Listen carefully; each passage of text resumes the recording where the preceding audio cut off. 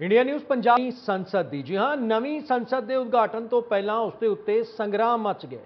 दरअसल सवाल ये चुके जा रहे हैं कि आखिर महामहिम राष्ट्रपति द्रौपदी मुर्मू ਨੂੰ ਇਸ ਦੇ ਵਿੱਚ क्यों सद्दा नहीं दिता गया। विरोधी धिरां ਇਹ सवाल चुक रही ने कि प्रधानमंत्री मोदी खुद ਨੂੰ जो है अगे करना चाहते हैं, इसलिए राष्ट्रपति ਨੂੰ सद्दा नहीं दिता गया। नाले आदिवासी होने करके भी जो है राष्ट्रपति ਨੂੰ नहीं बुलाया जा रहा, जो कि पूरे देश का अपमान है। जबकि बीजेपी के वालों कहा जा रहा है कि पहला भी बहुत सारिया संस्थावां अजिहियां सन जिन्हां दा उद्घाटन होया, उत्थे राष्ट्रपति नूं नहीं बुलाया गया। इस दे विच कुछ भी गलत नहीं है। विरोधी धिरां जाण बुझ के हंगामा कर रही ने, यह बीजेपी के वालों कहा गया। तो अज तो यह भी साफ कर दिता गया कि 28 मई नूं जिहड़ा उद्घाटन होना है नवे संसद भवन का, वह प्रधानमंत्री नरेंद्र मोदी वालों ही किया जाएगा। सवाल यह भी है कि की केंद्र राष्ट्रपति का अपमान कर रही है उन्होंने सद्दा ना दे के। बीजेपी ये भी कह रही है कि संसद भवन जिहड़ा वो तो बहाना है, उसके जरिए पीएम मोदी ते निशाना साधा जा रहा है। की कुछ कह रहे हैं, कांग्रेस सवाल चुक रही है, आम आदमी पार्टी सवाल चुक रही है, बीजेपी निशाना साध रही है, पर श्रोमणी अकाली दल ने साफ कर दिता है कि वो इस समागम के शामिल होंगे। नाल ही उन्होंने आम आदमी पार्टी ते कांग्रेस के सवाल चुके हैं, जबकि कांग्रेस ते आप सीधा सीधा कह रहे हैं कि बीजेपी ते अकाली दल इकट्ठे ही ने, ये दुनिया तो लुकिया नहीं है, सिर्फ विखावेबाजी हो रही है वख-वख होने की। की कुछ इन्होंने आगुआं वालों कहा जा रहा है, पहले वो थानू सुना दें। हेड जो होता है वो देश की राष्ट्रपति होता है और राष्ट्रपति जी को इग्नोर किया गया, जबकि उनसे ये इनॉग्रेशन होनी चाहिए थी, वो नहीं की गई। और देश में बहुत सा पैसा लगा के इस पार्लियामेंट को आदरणीय नरेंद्र मोदी जी ने बनाने का काम किया है, लेकिन जिस पार्लियामेंट में पहली पार्लियामेंट थी उसमें भी किसी की आवाज नहीं सुनाई देती थी, सबकी आवाज बंद करने का काम किया गया, बहुत से लोगों को डिस्क्वालीफाई किया गया। बहुत सी ऐसी कमिटीज हैं जो डिफंक्ट पड़ी हैं, वो काम ही नहीं करती हैं। मेरे को लगता है कि नई पार्लियामेंट बनाने से कुछ नहीं होगा। और जिस प्रकार से मैं समझता हूं कि द्रौपदी मुर्मू जी को, प्रेसिडेंट को अगर नई कोई चीज की इनॉग्रेशन होनी चाहिए थी, खास करके पार्लियामेंट की, तो वो देश के प्रेसिडेंट का हक बनता था, लेकिन नरेंद्र मोदी जी करेंगे। जहां तक आपने अकाली दल की बात की, अकाली दल तो बिल्कुल साथ है ही है। ये तो हमेशा से मैं कहता हूं, अकाली दल के पास आज भी उनका बंगला है जो मेंबर ऑफ पार्लियामेंट ले ही नहीं सकते, हरसिमरत कौर जी, वो भी मोदी जी की मेहरबानी से मिला हुआ है। ये तो खाली पंजाब में लोग दिखावे के लिए अलग हुए, वैसे तो ये इकट्ठे हैं ही। सम्मानजनक औरत महामहिम राष्ट्रपति श्रीमती द्रौपदी मुर्मू को ना बुलाकर, उनको न्योता ना देकर आप कैसी मानसिकता का प्रदर्शन कर रहे हैं। हम तो पंजाब में डिजिटाइजेशन करवा रहे हैं पंजाब विधानसभा की, वो थोड़े दिनों में कंप्लीट हो जाएगी। उसके बारे में मैं माननीय मुख्यमंत्री भगवंत मान जी से भी आग्रह करूंगा कि इसका उद्घाटन महामहिम राष्ट्रपति श्रीमती द्रौपदी मुर्मू से करवाया जाए। मैं तो ये आग्रह करूंगा। देखिए, ये सभी आप दिखावा करते हो, आप हमारी संस्कृति की बात करते हो, लेकिन संस्कृति के लिए काम नहीं करते। इतनी महान संस्कृति के मालिक देश में क्या आप एक औरत जो आदिवासी समाज से आती है, और वो भी भारत की प्रथम नागरिक जो महामहिम राष्ट्रपति हैं, उनके पद का तो सम्मान आपको करना चाहिए, सम्मान करना बनता है। कुंठित, भ्रष्टाचारी, हताश, निराश नेतृत्व केवल विरोध के लिए विरोध कर रहा है। देश की तरक्की उनसे पच नहीं रही। भारतीय संसद भवन लोकतंत्र का मंदिर है, 135 करोड़ भारतीयों के लिए श्रद्धा का केंद्र है। माननीय स्पीकर साहब ने देश के प्रधानमंत्री और विश्व के सबसे बड़े नेता को वहां निमंत्रित किया है। इस पर तुच्छ दर्जे की राजनीति नहीं। देखिए, देश के लिए ये बहुत बड़ी खुशी की बात है कि देश को नई पार्लियामेंट की बिल्डिंग जो है वो मिलने जा रही। तो श्रोमणी अकाली दल का तो ये फैसला है कि श्रोमणी अकाली दल उस सेरेमनी में जाएगा। हमारे अध्यक्ष सरदार सुखबीर सिंह बादल साहब, हमारे जो नेता हैं वो उसमें हाजिर होंगे, क्योंकि जो इशू बनाए जा रहे हैं उसमें कोई दम नहीं है। इलेक्टेड गवर्नमेंट है, देश के प्राइम मिनिस्टर हैं, और देश की सरकार ही तय करती है कि किसने इनॉग्रेट करना।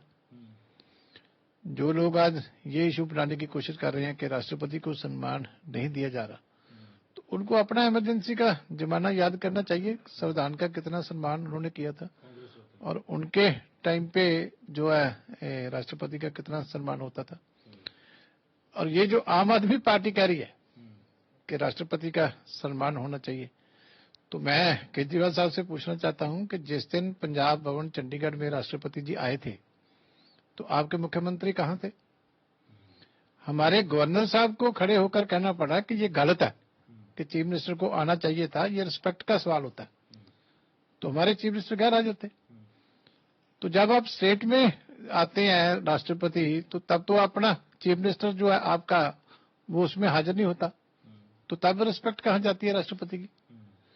जब आप गवर्नर को गालियां देते हैं, उनके अगेंस्ट ट्वीट करते हैं, उनसे क्वेश्चन पूछते हैं कि आप कौन होते हैं पूछने वाले, तो गवर्नर साहब भी राष्ट्रपति के नुमाइंदे हैं। हम बनाने जा रहे हैं।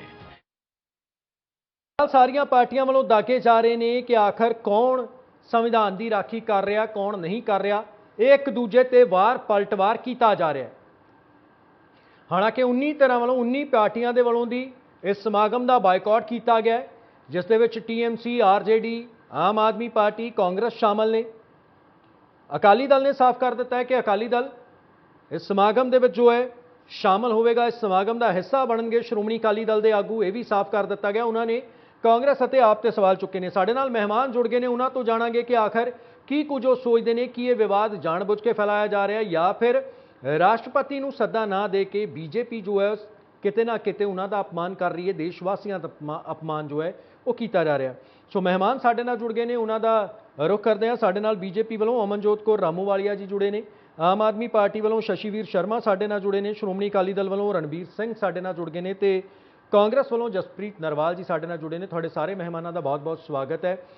ਰਾਮੂਵਾਲੀਆ ਜੀ, ਪਹਿਲਾ ਸਵਾਲ ਤੁਹਾਡੇ ਤੋਂ ਹੀ ਹੈ ਕਿ ਆਖਰ ਰਾਸ਼ਟਰਪਤੀ ਨੂੰ ਸੱਦਾ ਕਿਉਂ ਨਹੀਂ ਦਿੱਤਾ ਗਿਆ? ਸਭ ਤੋਂ ਅਹਿਮ ਤੇ ਜਿਹੜਾ ਮੁੱਖ ਸਵਾਲ ਇਹੀ ਹੈ ਅੱਜ ਦਾ।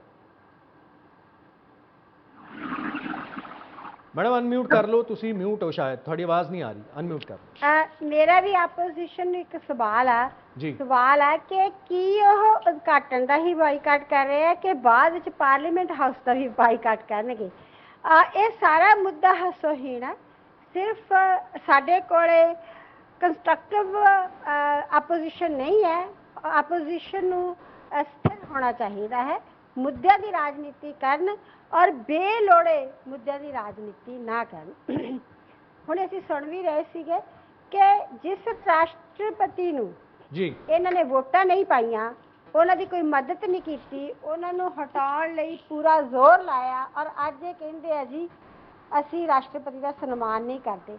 BJP ਨੇ ਉਸੇ ਦਿਨ ਰਾਸ਼ਟਰਪਤੀ ਦਾ ਸਨਮਾਨ ਕੀਤਾ ਸੀ ਜਿਸ ਦਿਨ ਇੱਕ ਔਰਤ, ਇੱਕ ਭੈਣ, ਇੱਕ ਆਦੀਵਾਸੀ ਧੀ ਨੂੰ ਰਾਸ਼ਟਰਪਤੀ ਬਣਾ ਦਿੱਤਾ। ਉਹ ਕੋਈ ਥੋੜਾ ਸਨਮਾਨ ਨਹੀਂ ਸੀ। ਹੁਣ ਤੁਸੀਂ ਗੱਲ ਨੂੰ ਵਧਾ ਰਹੇ ਹੋ ਕਿਉਂਕਿ ਤੁਹਾਡੇ ਕੋਲ ਹੋਰ ਕੋਈ ਮੁੱਦੇ ਨਹੀਂ ਹੈ BJP ਦੇ ਖਿਲਾਫ। ਪਰ ਰਾਮੂਵਾਲੀਆ ਜੀ ਉਹ ਤਾਂ ਇਹ ਵੀ ਕਹਿ ਰਹੇ ਨੇ ਕਿ ਦਿਖਾਵੇ ਦੇ ਲਈ ਤੁਸੀਂ ਸਨਮਾਨ ਕਰ ਦਿੱਤਾ, ਵੋਟਾਂ ਹਾਸਲ ਕਰਨ ਦੇ ਲਈ ਇੱਕ ਰਾਸ਼ਟਰਪਤੀ ਆਪਣਾ ਬਣਾਉਣ ਦੇ ਵਾਸਤੇ ਜੋ ਹੈ ਤੁਸੀਂ ਇੱਕ ਔਰਤ ਨੂੰ, ਇੱਕ ਆਦੀਵਾਸੀ ਔਰਤ ਨੂੰ ਚੁਣਿਆ ਸੀਗਾ, ਪਰ ਬਾਅਦ ਦੇ ਵਿੱਚ ਉਸ ਨੂੰ ਸਨਮਾਨ ਨਹੀਂ ਦਿੱਤਾ ਜਾ ਰਿਹਾ। ਜਿਹੜੇ ਇਹ ਗੱਲ ਕਹਿੰਦੇ ਆ ਉਹ ਜ਼ਰਾ ਕ ਆਪਣੇ ਅੰਦਰ ਝਾਤ ਮੰਨ ਕੇ ਉਹ ਕਿੰਨਾ ਕੁ ਔਰਤਾਂ ਦਾ ਤੇ ਆਦੀਵਾਸੀ ਪਛੜੇ ਵਰਗਾਂ ਦਾ ਸਨਮਾਨ ਕਰਦੇ ਆ। ਉਹ ਖੁਦ ਤਾਂ ਕਰਦੇ ਨਹੀਂ ਔਰ ਅਸੀਂ ਕੀਤਾ ਕਰਕੇ ਦਿਖਾਇਆ। ਇੱਕ ਧੀ ਨੂੰ, ਇੱਕ ਆਦੀਵਾਸੀ ਪਛੜੇ ਵਰਗ ਔਰਤ ਨੂੰ ਅਸੀਂ ਰਾਸ਼ਟਰਪਤੀ ਬਣਾਇਆ ਤੇ ਇਹ ਸਨਮਾਨ ਨਹੀਂ ਹੈ? ਇਹ ਇਨਫ ਸਨਮਾਨ ਨਹੀਂ ਹੈ? ਬਹੁਤ ਸਨਮਾਨ ਹੈ। ਹਾਂ, ਪਹਿਲਾਂ ਮੈਂ ਇਹ ਗੱਲ ਦੱਸ ਦੇਵਾਂ ਕਿ ਸਮੇਂ-ਸਮੇਂ ਤੇ ਰਾਜੀਵ ਗਾਂਧੀ ਨੇ ਵੀ ਤੇ ਇੰਦਰਾ ਗਾਂਧੀ ਨੇ ਵੀ, ਇੰਦਰਾ ਗਾਂਧੀ ਜੀ ਨੇ ਜਿਹੜੀ ਸਾਡੇ ਉੱਥੇ ਪਾਰਲੀਮੈਂਟ ਹਾਊਸ ਦੇ ਨਾਲ ਹੀ ਹੈਗਾ ਜਿੱਥੋਂ ਅਨੈਕਸੀ ਦਾ ਉਦਘਾਟਨ ਲੈਂਦੇ ਆ, ਸਾਰਾ ਕੁਛ ਬੈਂਕਿੰਗ ਆ, ਉੱਥੇ ਉਦਘਾਟਨ ਕੀਤਾ। ਰਾਜੀਵ ਗਾਂਧੀ ਜੀ ਨੇ ਲਾਇਬ੍ਰੇਰੀ ਦਾ ਉਦਘਾਟਨ ਕੀਤਾ। ਪਰ ਉਹ ਪਾਰਲੀਮੈਂਟ ਤਾਂ ਹੈ ਨਹੀਂ, ਉੱਥੇ ਥੋੜੀ ਸੰਸਦ ਬੈਠਦੇ ਆ। ਪਾਰਲੀਮੈਂਟ ਦਾ ਉਦਘਾਟਨ ਤਾਂ ਨਹੀਂ ਕੀਤਾ ਨਾ ਉਹਨਾਂ ਨੇ। ਨਹੀਂ, ਪਾਰਲੀਮੈਂਟ ਤਾਂ ਚੰਗੀ ਗੱਲ ਹੈ, ਅਸੀਂ ਨਵੀਂ ਬਿਲਡਿੰਗ ਹੁਣ ਬਣਾਈ ਆ।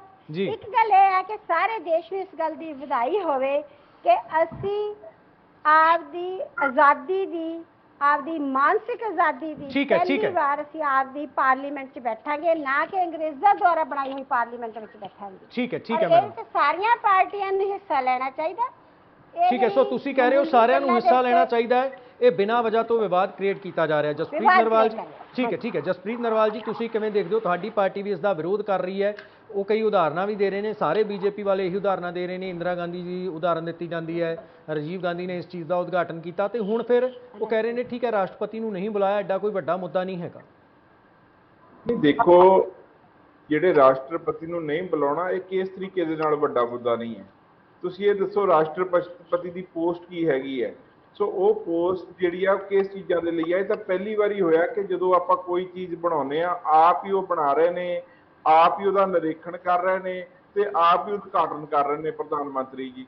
ਸੋ ਇਹ ਜਿਹੜੀਆਂ ਚੀਜ਼ਾਂ ਨੇ, ਇਹ ਜਿਹੜੀਆਂ ਭਾਰਤ ਦੇ ਵਿੱਚ ਜਿਹੜੀਆਂ ਇਹ ਚੀਜ਼ਾਂ ਹੁਣ ਹੋਣ ਜਾ ਰਹੀਆਂ ਨੇ, ਇਹ ਇੱਕ ਇਤਿਹਾਸ ਦੇ ਵਿੱਚ ਲਿਖਿਆ ਜਾਣਾ ਕਿ ਕਿਸ ਤਰੀਕੇ ਦੇ ਨਾਲ ਇਹ ਵਨ ਮੈਨ ਆਰਮੀ ਚੱਲ ਰਹੀ ਹੈ। ਇੱਕੋ ਹੀ ਬੰਦਾ ਉਹੀ ਬਣਾ ਰਿਹਾ, ਉਹੀ ਸਾਰਾ ਕੁਝ ਕਰ ਰਿਹਾ, ਤਾਂ ਉਹੀ ਉਦਘਾਟਨ ਕਰ ਰਿਹਾ। ਰਾਸ਼ਟਰਪਤੀ ਨੂੰ ਜਿਹੜਾ ਹੈਗਾ ਹੈ ਕਿ ਉਹਨੂੰ ਬਿਲਕੁਲ ਅੱਖੋਂ ਪਰੋਖੇ ਕੀਤਾ ਜਾ ਰਿਹਾ। ਸੋ ਇਹ ਕਿਸ ਤਰੀਕੇ ਦੇ ਨਾਲ ਸਹੀ ਹੋ ਸਕਦਾ? ਤੁਸੀਂ ਇੰਦਰਾ ਗਾਂਧੀ ਜੀ ਦੀ ਗੱਲ ਕੀਤੀ, ਤੁਸੀਂ ਰਾਜੀਵ ਗਾਂਧੀ ਜੀ ਦੀ ਗੱਲ ਕੀਤੀ, ਕੀ ਉਹਨਾਂ ਨੇ ਪਾਰਲੀਮੈਂਟ ਦਾ ਉਦਘਾਟਨ ਕੀਤਾ ਸੀਗਾ? ਤੁਸੀਂ ਦੱਸੋ, ਜਿਹੜਾ ਉੱਥੇ ਸਿੰਬਲ ਦਿੱਤਾ ਜਾਣਾ ਉਹ ਕਿਹਨੇ ਰਿਸੀਵ ਕੀਤਾ ਸੀਗਾ? ਉਹ ਵੀ ਤਾਂ ਪੰਡਿਤ ਜਵਾਹਰ ਲਾਲ ਨਹਿਰੂ ਜੀ ਨੇ ਰਿਸੀਵ ਕੀਤਾ ਸੀ। ਪਰ ਉਸ ਟਾਈਮ ਦੇ ਉੱਤੇ ਜਦੋਂ ਬਾਅਦ ਵਿੱਚ ਸੰਵਿਧਾਨ ਬਣਿਆ, ਸੰਵਿਧਾਨ ਤੋਂ ਬਾਅਦ ਵਿੱਚ ਜਦੋਂ ਭਾਰਤ ਦੇ ਰਾਸ਼ਟਰਪਤੀ ਬਣੇ ਨੇ ਤਾਂ ਰਾਸ਼ਟਰਪਤੀ ਦਾ ਸਨਮਾਨ ਹੁੰਦਾ ਹੈ। ਤੇ ਜਦੋਂ ਇਦਾਂ ਦੀ ਕੋਈ ਚੀਜ਼ ਬਣਦੀ ਹੈ, ਕਿਉਂਕਿ ਪਾਰਲੀਮੈਂਟ ਦੇ ਵਿੱਚ ਰਾਸ਼ਟਰਪਤੀ ਦੀ ਜਿਹੜੀ ਇੱਕ ਗਰਿਮਾ ਆ, ਜਿਹੜੀ ਉਹਨਾਂ ਦੀ ਇੱਕ ਪੋਜੀਸ਼ਨ ਆ, ਉਹਨੂੰ ਜਿਹੜਾ ਆ ਕਿ ਇਹਨਾਂ ਨੇ ਠੇਸ ਪਹੁੰਚਾਉਣ ਦੀ ਕੋਸ਼ਿਸ਼ ਕੀਤੀ ਆ। ਇਸ ਤੋਂ ਪਤਾ ਲੱਗ ਰਿਹਾ ਕਿ ਇਹ ਭਾਰਤ ਨੂੰ ਜਿਹੜਾ ਹੈਗਾ ਆ ਕਿ ਇਹ ਤਾਨਾਸ਼ਾਹ ਦੇ ਵੱਲ ਵਧਾਉਣ ਦੀ ਕੋਸ਼ਿਸ਼ ਕਰ ਰਹੀ ਆ ਬੀਜੇਪੀ।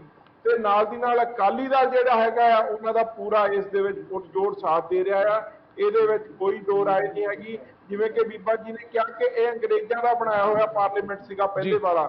ਜੇ ਤੁਸੀਂ ਕਹਿ ਰਹੇ ਹੋ ਕਿ ਜੇ ਨਵੇਂ ਪਾਰਲੀਮੈਂਟ ਦੇ ਵਿੱਚ ਜਿਹੜੇ ਹੁਣ ਚੁਣੇ ਹੋਏ ਨੇ ਜੇ ਉਦਘਾਟਨ ਤੇ ਨਹੀਂ ਆਉਣਗੇ ਤਾਂ ਨਾ ਬਾਅਦ ਵਿੱਚ ਵੀ ਨਾ ਆਇਓ, ਤਾਂ ਫਿਰ ਮੈਨੂੰ ਇੰਨੀ ਗੱਲ ਦੱਸੋ, ਬੀਜੇਪੀ ਉਹ ਵਾਲੇ ਪਾਰਲੀਮੈਂਟ ਦੇ ਵਿੱਚ ਕਿਉਂ ਜਾਂਦੀ ਰਹੀ ਆ ਹੁਣ ਤਾਈਂ? ਜਿਸ ਟਾਈਮ ਦੇ ਉੱਤੇ ਭਾਰਤ ਮੁਲਕ ਨੂੰ ਆਜ਼ਾਦੀ ਮਿਲੀ ਸੀ, ਉਸ ਟਾਈਮ ਦੇ ਉੱਤੇ ਜਦੋਂ ਪੰਡਿਤ ਜਵਾਹਰ ਲਾਲ ਨਹਿਰੂ ਦੇ ਹੱਥ ਤੇ ਬਾਕੀ ਜਿਹੜੇ ਸਾਡੇ ਜਿੰਨੇ ਵੀ ਸਮਾਜਨਿਕ ਲੀਡਰ ਨੇ ਜਿਹੜੇ ਇਸ ਦੁਨੀਆ ਦੇ ਉੱਤੇ ਨਹੀਂ ਰਹੇ, ਜਿਸ ਟਾਈਮ ਦੇ ਉੱਤੇ ਉਹਨਾਂ ਨੇ ਇਸ ਮੁਲਕ ਨੂੰ ਚਲਾਇਆ ਹੈ, ਇਸ ਮੁਲਕ ਨੂੰ ਵਧਾਇਆ, ਉਸ ਕੰਡੀਸ਼ਨ ਚੋਂ ਕੱਢ ਕੇ ਲਿਆਉਣਾ ਔਖੀ ਗੱਲ ਨਹੀਂ ਸੀ। ਤੇ ਅੱਜ ਦੀ ਦੇ ਵਿੱਚ ਜਿਹੜਾ ਇਹ ਪਾਰਲੀਮੈਂਟ ਬਣ ਰਿਹਾ, ਜਦੋਂ ਵਿਸਤਾਰਾ ਦਾ ਇਹਨਾਂ ਨੇ ਨਾਮ ਦਿੱਤਾ ਹੈ, ਜੇ ਪ੍ਰਧਾਨ ਮੰਤਰੀ ਖੁਦ ਹੀ ਬਣਵਾ ਰਹੇ ਨੇ, ਖੁਦ ਹੀ ਉਦਘਾਟਨ ਕਰ ਰਹੇ ਨੇ, ਜਿਵੇਂ ਕਿ ਆਪਾਂ ਕੋਰੀਆ ਮੁਲਕ ਬਾਰੇ ਸੁਣਦੇ ਹਾਂ, ਕਿਮ ਜੋਨ ਬਾਰੇ ਸੁਣਦੇ ਹਾਂ, ਇਸੇ ਤਰੀਕੇ ਦੇ ਨਾਲ ਹੁਣ ਠੀਕ ਹੈ ਇਹ ਵੀ ਸਵਾਲ ਕਾਫੀ ਵਾਜਬ ਹੈ ਕਿ ਆਖਰ ਜਿਹੜਾ ਹੈ ਇਹ ਪਾਰਲੀਮੈਂਟ ਜਿਹੜਾ ਨਵਾਂ ਬਣਿਆ ਹੈ, ਇਹ ਬਾਰ-ਬਾਰ ਬੀਜੇਪੀ ਵਾਲੇ ਵੀ ਇਹੀ ਕਹਿੰਦੇ ਨੇ ਕਿ ਪ੍ਰਧਾਨ ਮੰਤਰੀ ਬਣਵਾ ਰਹੇ ਨੇ, ਪਰ ਪੈਸਾ ਤਾਂ ਦੇਸ਼ ਦੇ ਲੋਕਾਂ ਦਾ ਲੱਗਿਆ ਹੈ। ਦੇਸ਼ ਦੇ ਲੋਕ ਜਿਸ ਨੂੰ ਚਾਹਣਗੇ, ਦੇਸ਼ ਦੇ ਲੋਕ ਵੀ ਇਹੀ ਚਾਹੁੰਦੇ ਹੋਣਗੇ ਕਿ ਰਾਸ਼ਟਰਪਤੀ ਉਦਘਾਟਨ ਕਰਨ, ਕਿਉਂਕਿ ਰਾਸ਼ਟਰਪਤੀ ਮੁਖੀ ਨੇ। ਹਾਲਾਂਕਿ ਅੱਜ ਕੋਈ ਵੱਖਰੇ ਬਿਆਨ ਵੀ ਸਾਹਮਣੇ ਆਏ ਨੇ, ਕੋਈ ਕਹਿ ਰਿਹਾ ਕਿ ਸਪੀਕਰ ਸਾਹਿਬ ਹੀ ਉਦਘਾਟਨ ਕਰ ਦੇਣ, ਕਿਉਂਕਿ ਸਪੀਕਰ ਸਾਹਿਬ ਜਿਹੜੇ ਨੇ ਉਹ ਸਦਨ ਦੇ ਮੁਖੀ ਹੁੰਦੇ ਨੇ। ਰਣਵੀਰ ਜੀ, ਸ਼੍ਰੋਮਣੀ ਅਕਾਲੀ ਦਲ ਇਸ ਦੇ ਵਿੱਚ ਸ਼ਾਮਲ ਹੋ ਰਿਹਾ ਹੈ, ਸਵਾਲ ਤੁਹਾਡੇ ਤੇ ਚੁੱਕੇ ਜਾ ਰਹੇ ਨੇ ਕਿ ਤੁਸੀਂ ਤਾਂ ਪਹਿਲਾਂ ਤੋਂ ਹੀ ਮਿਲੇ ਹੋਏ ਹੋ। ਦੇਖੋ ਜੀ, ਜਿਸ ਜਗ੍ਹਾ ਤੋਂ ਦੇਸ਼ ਦੇ ਲੋਕਾਂ ਲਈ ਪਾਲਿਸੀਜ਼ ਬਣੀਆਂ ਹੋਣ, ਜਿੱਥੇ ਲੋਕ ਮੁੱਦਿਆਂ ਤੇ ਚਰਚਾਵਾਂ ਹੋਣੀਆਂ ਹੋਣ, ਉਸ ਚੀਜ਼ ਦਾ ਜਿਹੜੀ ਸਮੇਂ ਦੀ ਲੋੜ ਹੈ, ਜੇ ਉਹਦਾ ਵਿਕਾਸ ਹੋਇਆ ਜਾਂ ਨਵੀਂ ਬਿਲਡਿੰਗ ਬਣੀ ਹੈ, ਤੇ ਉਹਦਾ ਮੈਨੂੰ ਲੱਗਦਾ ਵੀ ਬਲੋੜਾ ਵਿਵਾਦ ਜਿਹੜਾ ਵਿਰੋਧ ਕਰਨਾ ਉਹ ਬਿਲਕੁਲ ਬਲੋੜਾ ਵਿਵਾਦ ਹੈ। ਕਿਉਂਕਿ ਜਿਹੜਾ ਸੰਸਦ ਹੈ ਇਕੱਲਾ ਬੀਜੇਪੀ ਦਾ ਨਹੀਂ ਹੈ, ਉਹ ਸਾਰੀਆਂ ਪਾਰਟੀਆਂ ਦੀ, ਦੇਸ਼ ਦੇ ਸਾਰੇ ਲੋਕਾਂ ਦੀ ਇੱਕ ਸਾਂਝੀ ਸੰਸਥਾ ਜਿਹੜੀ ਬਣੀ ਹੈ। ਤੇ ਵੇਖੋ, ਸਮੇਂ ਦੀ ਲੋੜ ਹੈ, ਕਿਉਂਕਿ ਜਿਹੜੀ ਪੁਰਾਣੀ ਸੰਸਦ ਹੈ ਉਹ ਲਗਭਗ 96 ਸਾਲ ਪੁਰਾਣੀ ਹੈ, ਤੇ ਸਮੇਂ ਦੇ ਨਾਲ ਜਿਹੜੀਆਂ ਚੀਜ਼ਾਂ ਨੇ ਜਦੋਂ ਮਿਆਦ ਪੂਰੀ ਹੁੰਦੀ ਹੈ ਉਹ ਬਣਦੀਆਂ ਆਈਆਂ ਨੇ। ਸੋ ਇਸ ਕਰਕੇ ਵੇਖੋ, ਜਿਹੜੀ ਇੱਕ ਦੇਸ਼ ਦੀ ਆਜ਼ਾਦੀ ਤੋਂ ਬਾਅਦ ਭਾਰਤ ਵੱਲੋਂ ਸਮੇਂ ਦੀ ਲੋੜ ਨੂੰ ਮੁੱਖ ਰੱਖਦਿਆਂ ਹੋਇਆ ਸੰਸਦ ਬਣੀ ਹੈ, ਜਿੱਥੇ ਲੋਕਾਂ ਦੀਆਂ ਵੱਖ-ਵੱਖ ਮਸਲਿਆਂ ਨੂੰ ਲੈ ਕੇ ਵਿਚਾਰ ਚਰਚਾਵਾਂ ਹੋਣੀਆਂ ਨੇ, ਪਾਲਿਸੀਜ਼ ਬਣੀਆਂ ਨੇ, ਉਹਨਾਂ ਦਾ ਹਰ ਗੱਲ ਤੇ ਵਿਰੋਧ ਕਰਨਾ ਮੈਂ ਸਮਝਦਾ ਵੀ ਇਹ ਵਾਜਬ ਨਹੀਂ ਹੈ। ਬਾਕੀ ਜਿਹੜੀ ਕਾਂਗਰਸ ਵਾਲੇ ਮੇਰੇ ਵੀਰ ਨੇ ਗੱਲ ਕਹੀ ਹੈ, ਕਾਂਗਰਸ ਦੀ ਸੋਚ ਦਾ ਗਾਂਧੀ ਪਰਿਵਾਰ ਤੋਂ ਉੱਤੇ ਜਾਂਦੀ ਨਹੀਂ। ਜੇ ਇਹੀ ਕਾਂਗਰਸ ਦੀ ਸਰਕਾਰ ਹੁੰਦੀ ਤੇ ਇੰਦਰਾ ਗਾਂਧੀ ਦੇ ਨਾਂ ਤੇ ਸੰਸਦ ਭਵਨ ਦਾ ਨਾਂ ਵੀ ਰੱਖਿਆ ਜਾਂਦਾ ਤੇ ਉਹਨਾਂ ਦੇ ਬੁੱਤ ਵੀ ਲੱਗ ਜਾਂਦੇ, ਤੇ ਫਿਰ ਸਾਰਾ ਕੁਝ ਬਿਲਕੁਲ ਸਹੀ ਸੀ। ਤੇ ਜੇ ਅੱਜ ਇਸ ਚੀਜ਼ ਨੂੰ ਬਣੀ ਹੈ, ਦੇਸ਼ ਦੀ ਸਾਰਿਆਂ ਦੀ ਸਾਂਝੀ ਸੰਸਥਾ ਬਣੀ ਹੈ, ਉਹਦਾ ਸਵਾਗਤ ਕਰਨ ਦੀ ਬਜਾਏ ਉਹਦਾ ਜਿਹੜਾ ਬਲੋੜਾ ਵਿਵਾਦ ਕੀਤਾ ਜਾ ਰਿਹਾ, ਮੈਨੂੰ ਲੱਗਦਾ ਵੀ ਬਿਲਕੁਲ ਇਹ ਸੌੜੀ ਰਾਜਨੀਤੀ ਤੋਂ ਵੱਧ ਕੇ ਹੋਰ ਕੁਝ ਠੀਕ ਹੈ। ਸੋ ਤੁਸੀਂ ਕਹਿ ਰਹੇ ਹੋ ਸੌੜੀ ਰਾਜਨੀਤੀ ਕੀਤੀ ਜਾ ਰਹੀ ਹੈ। ਸ਼ਸ਼ੀ ਜੀ, ਤੁਸੀਂ ਕਿਵੇਂ ਦੇਖਦੇ ਹੋ? ਤੁਹਾਡੇ ਵੱਲੋਂ ਵੀ ਜੋ ਹੈ ਇਸ ਸਮਾਗਮ ਦਾ ਬਾਈਕਾਟ ਕਰ ਦਿੱਤਾ ਗਿਆ, ਪਰ ਅਕਾਲੀ ਦਲ ਨੇ ਇਸ ਤੇ ਵੀ ਸਵਾਲ ਚੁੱਕੇ ਨੇ। ਉਹ ਕਹਿ ਰਹੇ ਨੇ ਜਦੋਂ ਰਾਸ਼ਟਰਪਤੀ ਪੰਜਾਬ ਆਉਂਦੇ ਨੇ ਉਦੋਂ ਤਾਂ ਸੀਐਮ ਉਹਨਾਂ ਨੂੰ ਰਿਸੀਵ ਨਹੀਂ ਕਰਨ ਜਾਂਦੇ, ਉਦੋਂ ਵੀ ਵਿਵਾਦ ਖੜਾ ਹੋਇਆ ਸੀਗਾ, ਤੇ ਹੁਣ ਤੁਸੀਂ ਰਾਸ਼ਟਰਪਤੀ ਦੀ ਗਰਿਮਾ ਦੀ ਗੱਲ ਕਰ ਰਹੇ ਹੋ ਜੀ, ਉਹਨਾਂ ਦੀ ਗਰਿਮਾ ਬਰਕਰਾਰ ਰੱਖਣੀ ਚਾਹੀਦੀ ਹੈ। ਸੰਧਵਾ ਸਾਹਿਬ ਨੂੰ ਆਪਾਂ ਸੁਣਿਆ ਹੁਣੇ। ਸਰ ਮੈਂ 2 ਮਿੰਟ ਦਾ ਸਮਾਂ ਲਾਵਾਂਗਾ ਪੂਰਾ ਮੈਟਰ ਐਕਸਪਲੇਨ ਕਰਨ ਲਈ ਕਿ ਹੈ ਕੀ ਹੈ। ਜਦੋਂ ਸੈਂਟਰ ਵਿਸਟਾ ਪ੍ਰੋਜੈਕਟ ਆਇਆ ਸਰ, ਉਸ ਤੋਂ ਉਦੋਂ ਹੀ ਆਂਦੇ ਸਾਰੀ ਕੰਟਰੋਵਰਸੀਜ਼ ਖੜੀਆਂ ਹੋ ਗਈਆਂ ਸੀਗੀਆਂ, ਚਾਹੇ ਉਹ ਕੋਵਿਡ ਦਾ ਪ੍ਰੋਟੋਕੋਲ ਤੋੜ ਕੇ ਕੰਸਟਰਕਸ਼ਨ ਸਟਾਰਟ ਕਰਨ ਦੀ ਗੱਲ ਕੀਤੀ ਜਾਵੇ, ਚਾਹੇ ਉਹ এনवायरमेंटल ਬੇਸ ਉੱਤੇ ਇਹਦਾ ਵਿਰੋਧ ਕੀਤਾ ਜਾਂਦਾ ਰਿਹਾ ਹੋਵੇ, ਚਾਹੇ ਐਕਸਪੈਂਡੀਚਰ ਖਰਚ ਕਰਨ ਦੀ ਥਾਂ ਉੱਤੇ 20,000 ਕਰੋੜ ਦਾ ਆਸ-ਪਾਸ ਉਦੋਂ ਐਸਟੀਮੇਟ। ਪਰ ਜਦੋਂ ਕੋਵਿਡ ਦਾ ਸੈਕਿੰਡ ਵੇਵ ਫੁੱਲ ਫਲੈਜ ਚੱਲ ਰਹੀ ਸੀਗੀ, ਲੋਕ ਆਪਣੀ ਜਾਨਾਂ ਗਵਾ ਰਹੇ ਸੀਗੇ ਤੇ ਲੋਕ ਜਿਹੜਾ ਹਸਪਤਾਲਾਂ ਦੀ ਸ਼ੋਰਟੇਜ ਹੋ ਰਹੀ ਸੀਗੀ, ਉਸ ਪੀਰੀਅਡ ਦੇ ਵਿੱਚ ਪ੍ਰੋਜੈਕਟ ਆਇਆ ਸੀਗਾ। ਇਹਨੂੰ ਲੈ ਕੇ ਬੜੇ ਸਵਾਲ ਖੜੇ ਹੋਏ ਸੀ ਅੱਜ, ਪਰ ਮੈਂ ਗੱਲ ਮੁੱਦੇ ਤੇ ਕਰਾਂਗਾ, ਬਿਲਕੁਲ ਤਰਕ ਦੇ ਉੱਤੇ ਗੱਲ ਕਰਾਂਗਾ, ਤਰਕ ਤੋਂ ਬਗੈਰ ਕੋਈ ਗੱਲ ਨਹੀਂ ਕਰਾਂਗਾ, ਕਿਉਂਕਿ ਇਹ ਪਹਿਲੀ ਵਾਰ ਨਹੀਂ ਹੋਇਆ ਜਦੋਂ ਪ੍ਰਧਾਨ ਮੰਤਰੀ ਮੋਦੀ ਜੀ ਆਪ ਇਨੋਗ੍ਰੇਸ਼ਨ ਕਰਨ ਜਾ ਰਹੇ ਨੇ ਕਿਸੇ ਇੰਸਟੀਟਿਊਸ਼ਨ ਦਾ ਜਿਹਦੇ ਉਹ ਹੈੱਡ ਨਹੀਂ ਹੈਗੇ। ਮੈਂ ਕਾਰਨ ਦੱਸਦਾ ਕਿ ਆਰਟੀਕਲ 53 ਬਿਲਕੁਲ ਕਲੀਅਰ ਕੱਟ ਇੱਕ ਗੱਲ ਕਹਿੰਦਾ ਕਿ ਜਿਹੜੇ ਦੇਸ਼ ਦੇ ਪ੍ਰੈਜ਼ੀਡੈਂਟ ਨੇ ਉਹ ਆਰਮਡ ਫੋਰਸਿਸ ਦੇ ਸਰਮੋਰ ਹੈਗੇ ਨੇ, ਜਿਹੜੇ ਆਰਮਡ ਫੋਰਸਿਸ ਦੇ ਬਿਲਕੁਲ ਉਹ ਹੈੱਡ ਹੈਗੇ ਨੇ।